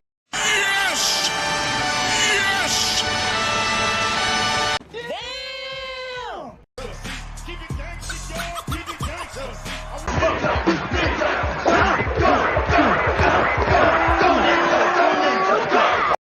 Jojo, thank you so much, man. I appreciate it, man. $100, cuz that's crazy. Man. Wait, just realized your birthday was this week. I know it's not much. How's this not? I know it's not much. Yes, it is. But you have been a great addition to the YouTube video review. Thank you so much. And I hope YouTube leave enough for you to get a dinner on me. Thank you, man. I'm getting something to eat right after this 30th birthday. That means the world to me. Happy birthday, and I pray you have many more, bro. Me too, man. Thank you. And this is sometimes this can be tiring, man, but this is very exciting. I got 419 people in the chat. I probably average 150 or something. So this just means the world to me. If y'all can keep coming back in this capacity, this volume each week, that would just make my day, because I'm really trying to hit 50K by the end of the year. That's my goal, and I'm gonna make it. I'm gonna hit it. I'm speaking it to an existence. It's going to happen. And so thank you, Joe. I do appreciate it. And Elliot and Tyra and Kim, you right there behind me too. And so I think I got another one here as well from David Atkinson. I think Larry is fear-mongering and projecting. I hope they leave it open and T'Challa is recast later. I'm gonna give you a chance to respond, Larry, but I'm gonna say something first. I'm not mad if Coogler couldn't bring himself to write in T'Challa soon after Chad was passing. I do agree with that. Nice sympathetic comment, David. Thank you so much for the super chat. I really do appreciate it. I forgot what I was gonna say. So Larry, go ahead. I mean, I'm not fear mongering. I don't know what I'm projecting, but you know, I just, you know, there's so many other things they could have done. There's so many other directions they could have gone. And I know people always say, well, what were they supposed to do? I'll tell you what they were supposed to do. Right. That's what you're supposed to do. They're professional writers. They are professional storytellers. So write and tell the story and make it good. People keep saying you can't do this, you can't do that. No, you take pen to paper. You could do whatever you want to do. Right. You can tell whatever story you wanted to. They may tell you, look, here are the confines of the MCU and what we're doing. Now, there's your box. Do what you want to do inside of it. and they could have done whatever they could have brought back Killmonger, because we know he's not dead. We know in the comics that him and T'Challa fought for years and years and years. So they could have brought him back. They could have had a scene. They could have had a challenge where you had Killmonger and M'Baku fighting for the mantle. That would have been fantastic to see that. I mean, there's so much they could have done that they just chose not to, and it's just it was. And I don't want to get on too much, because I don't want people thinking I'm being anti-woman or anything, but we know how Hollywood is. We know how politics are. People get on these kicks where everything is like pro-woman, pro-gay, pro-black, pro-whatever, and they all jump into and everybody's all on it in that moment. And as soon as Chadwick died, all I kept hearing online was Shuri should be the next Black Panther. Shuri should be this. The next Black Panther should be a woman. They had no regard for all the deep stories that T'Challa had in the comics and through Wakanda. They had no regard for the fact that the MCU and Feige and everybody else have been writing female characters into the MCU, and they want to just say, well, there's your one really strong Black character, and we're getting rid of him. We're getting rid of your superpowered Black dude. We're getting rid of him because we have Sam Wilson. Sam Wilson isn't superpowered. He's a regular old dude who basically replaced a white dude. I mean, people can say what they want to say, but I'm gonna feel the way I want to feel about this. I think they're doing it wrong. I love the fact that they have all kinds of strong Black women in Wakanda. And I want to be able to have the same for us Black men. I want us to work together and not separately. Shout out to Larry. I appreciate that, man. What I was going to say is one thing that is really concerning to me in the trailer is when they do show the mural of T'Challa right here. This scares me, thinking like they won't recast it, because if you're showing his face, it's going to be kind of hard to recast it moving forward. However, I still think that they can do it. You know why? Because there was a little show called What If? And in the last episode, what happened? They brought over a Black Widow from another universe and to this one. And so I feel like they can do the exact same thing there. And Elliot, bro, I was listening to your live. I didn't even think about this, man. The point you made up, talking about this is Agent Ross got shot in the back, and they just put a little pebble in him, and he was finna be paralyzed. He's able to walk now. You have a universe full of magicians and sorcerer supremes. This is the most technologically advanced nation on the planet, but Chad, we're gonna die from a illness. I'd rather him die in an explosion or something. That would make more sense. Yeah. And so hopefully that we don't get any crap writing like that. But with the time variance and the multiverse, and we're in the multiverse saga right now, I am okay with this. So spoilers for Thor: Love and Thunder. You remember how pissed off I was when I thought that they killed Zeus in the middle of the movie, but then at the end they saved it in the post-credit scene. I feel like they should do that with Black Panther: Wakanda Forever. Yes, go ahead and kill T'Challa in this movie. I mean, I don't want it to happen, but go ahead and do it. Let us let us show our respects in the movie and all of that, and we mourn him, all that good stuff. Show him a respect. But in somewhere in the post-credit scene, they leave it open to where T'Challa can still be recast, and it still makes logical sense as far as the plot, because of the multiverse, because of magic, because of whatever.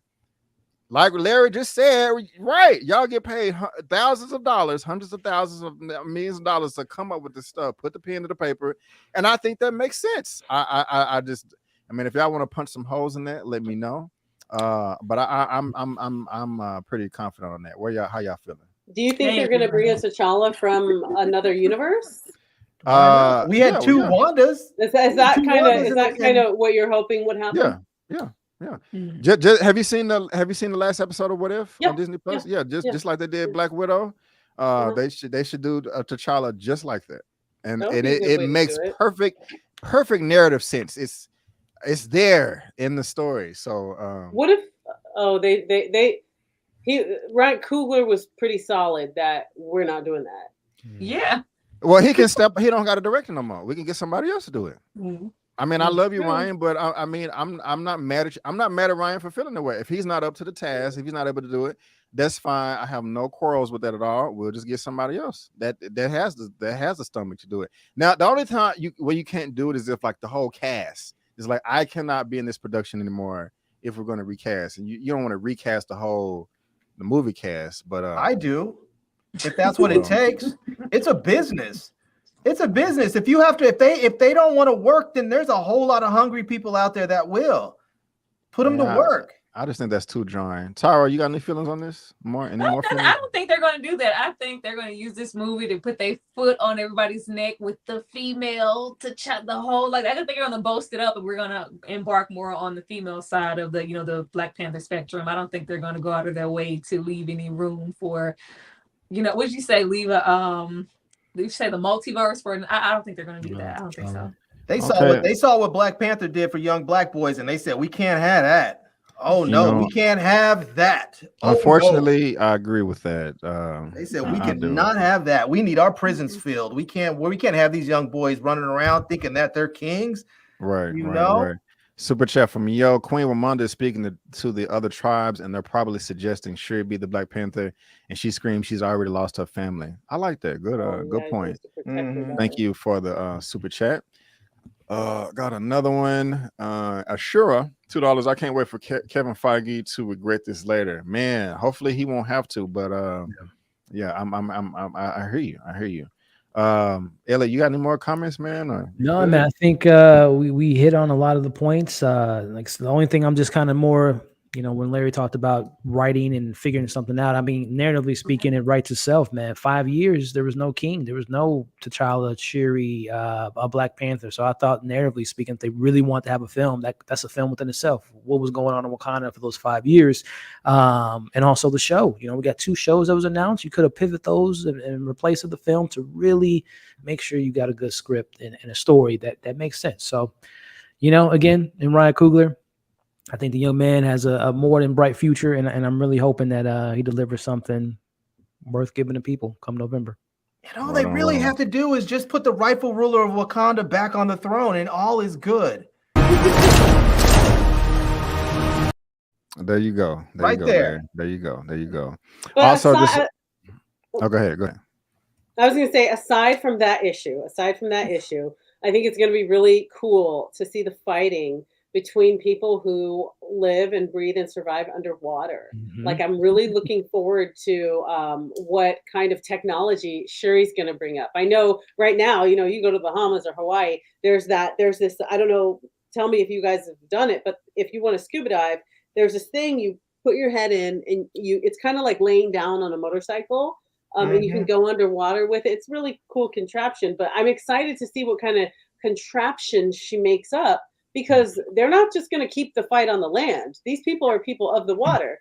They're going to go, fine, you come down here if you want to fight. And I'm looking forward to that technology. Visually, I think they're carrying on the stunning costume design of the first one. They're going deeper into the African culture and lore of what we do when there's a funeral, and how we mourn, and how we celebrate, and how we compete for the title. I'm still looking forward to seeing more culture, more technology, and story-wise, I'm very excited to see how Ironheart plays a part in this, and how they're going to show what a genius this girl is.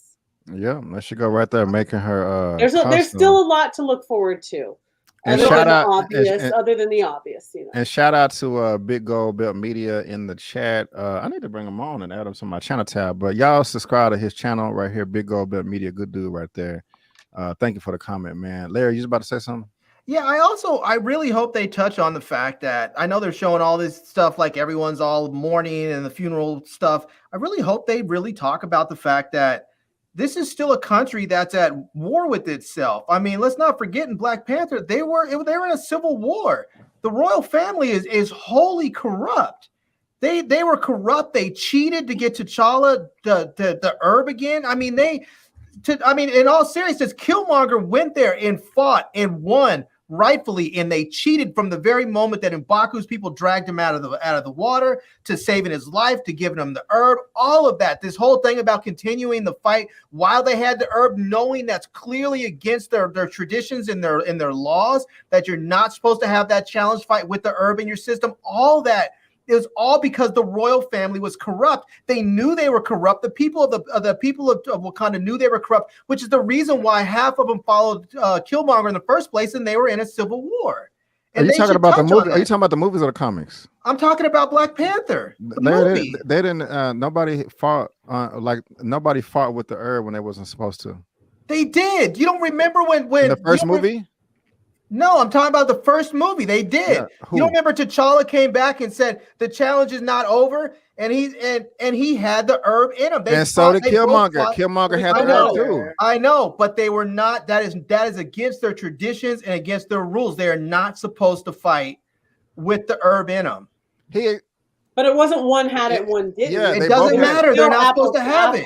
They're Okay. not supposed to have the herb in them. That is part of their laws and their tradition. And the royal family knows that, but they went and they know that he wasn't even supposed to have the herb because he was rightfully defeated. He wasn't even supposed to be saved. He wasn't even When defeated. M'Baku's people dragged him out of the water, they interfered with that challenge. Not to mention, in the first place, what's his name? Forrest Whitaker's character interfered and stuck that when he was about to strike him down, he stuck his staff out there and blocked his blade when he was about to kill him. There were so many times the royal family there's so many times in that family that there's so many times in that movie the royal family interfered corruptly with that challenge and with the whole thing. And the people of Wakanda know they're corrupt, and that's why so many of them went with Killmonger, and that's why they were at a civil war, because they knew the royal family was corrupt. You just made all that up. I didn't watch the movie, bro.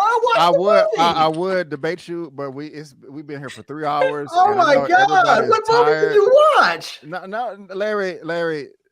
We'll come back next week or something. Larry, we watched the same movie. It's okay. Tyra, Thank you. You know what? No. My name is Bennett, and I ain't. This is what I have to say for that right there.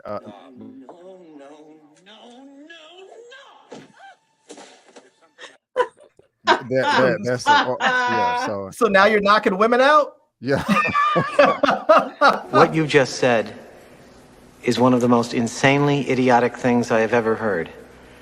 At no point in your rambling, incoherent response were you even close to anything that could be considered a rational thought. Everyone in this room is now dumber for having listened to it. I award you no points, and may God have mercy on your soul. Killmonger is still the I did that for you, man. I'm not gonna beat you up, Larry. I'm gonna go ahead and give you this last salute before we head out of here, man. But nah, man. But ladies and gentlemen, boys and girls, we have been here for over 3 hours. I'm finna wrap it up right there. Also, I wish Eman was here, man, but I guess he's tired. But recast T'Challa petition right here on change.org. This will be in the description box of this video. And again, I want to thank all 416 of you guys for tuning in to this Movie News Roundup show. I really do appreciate it. But again, like I said, guys, ladies and gentlemen, boys and girls, that is going to wrap it up for the Movie News Roundup show number 70. Before you know it, I'll be at 3,500. Please go ahead and give me a thumbs up while you're here. Subscribe to the channel as well. All that good stuff. I would really appreciate it. And everything that we discussed today will be in the description box of this video. Also, I just want to thank my lovely guests for showing up today when they don't have to. Starting out with Miss Kim from Southern California. Ma'am, thank you so much for being here. I do appreciate it. And before we head out, again, y'all, she is on my channel tab right here, dead in the middle. And is there anything that you got going on right now that you would like to promote to the good people out there? Or yeah, I do. First on Apple Plus, there's a movie that I was in called Never Alone. Please check that out. Yay! I acted in that movie, and then the movie that I did crew on, it's called Blood Before Bitcoin. So keep an eye on that And go ahead and subscribe to my YouTube channel, What's Good Kimberly. I've got a new podcast coming. I can't wait to announce it because it's going to involve the fan community. Nice. And nice, in a nice. way that no YouTube show is involving the fan community. So if you listen, there's a big chance you can be on the show. I can't wait to announce it, but subscribe right now. I have 5 years of content on there, and then you'll already be subscribed and you'll already be ready when the podcast is about to kick off in the fall. Dopeness. And thank you, Kim, for that information. Again, thank you for being here, man. You was great. You was fantastic. You were perfect. And so I love you all. You're also wonderful. Thank you. Y'all subscribe and follow her. Her information is in the description box of this video. And next, I am coming to Miss Tyra with Reviewz TV. She's on my channel tab as well. Man, what do you have going on your channel right now that you would like to promote to all the good people out there? You know, we throw it back on my channel. Yes. It's a ton of throwbacks on my channel. Like, people pay and I talk about the movies that we maybe love, but maybe not love so much now, or they maybe age well. I don't know until I go rewatch them, but it's always a good time. Of course, I just dropped my videos for rap shit that I also do with Brandon. I just talked about Love, Death, and Robots. That was really interesting. Just dropped my my Nope. Yeah, Nope was a Nope. That's a good time. If you want to laugh, come watch me talk about Nope. And also, I just dropped my video for P-Valley a couple of hours ago, so go check that out as well. Right on. Yeah, we did. I'm trying to respond to somebody in the chat, but yeah, check out her rap shit episodes 1 and 2, P-Valley. It was a nice discussion. And Tara, again, thank you so much for being here, ma'am. I really do appreciate it. And of course, we got to come to the rightful ruler of Wakanda, Mr. Larry, with Today I Feel Like My Brother. What you got going on your channel you would like to promote to the people out there? Man, more tech, and more tech. I'm still doing my live streams on Friday afternoon. I do my weekly haul videos where I take everything that I received on the week and unbox it, show everybody what I have, and what some of it'll get reviewed, some of it'll get given away. And yeah, just more stuff. I have some stuff like a new cell phone to review that has like this rear screen on it. That's kind of cool. So yeah. Anyways, that's it. Just more reviews, more text, and live streams. It's the way you said it. Already, Larry. Again, my brother, thank you so much for being here, man. I do appreciate it. Sometimes we agree, sometimes we don't agree, but I always love the energy, man. And so you're always welcome. I might have to start doing some theory videos, just so I can break it down for you properly. You made some good points. You really need to put your energy into that. Yes. Yeah. You did make some good points. And Larry, that was just a joke, man, about the have God have mercy on your soul. Please don't take that to have I been thin-skinned on this channel? No, my somebody's texting me right now. Like, I hope you didn't hurt his feelings. Man, it takes a lot more to hurt my feelings. I got you, man. Yeah, we love Larry over here. We love Larry.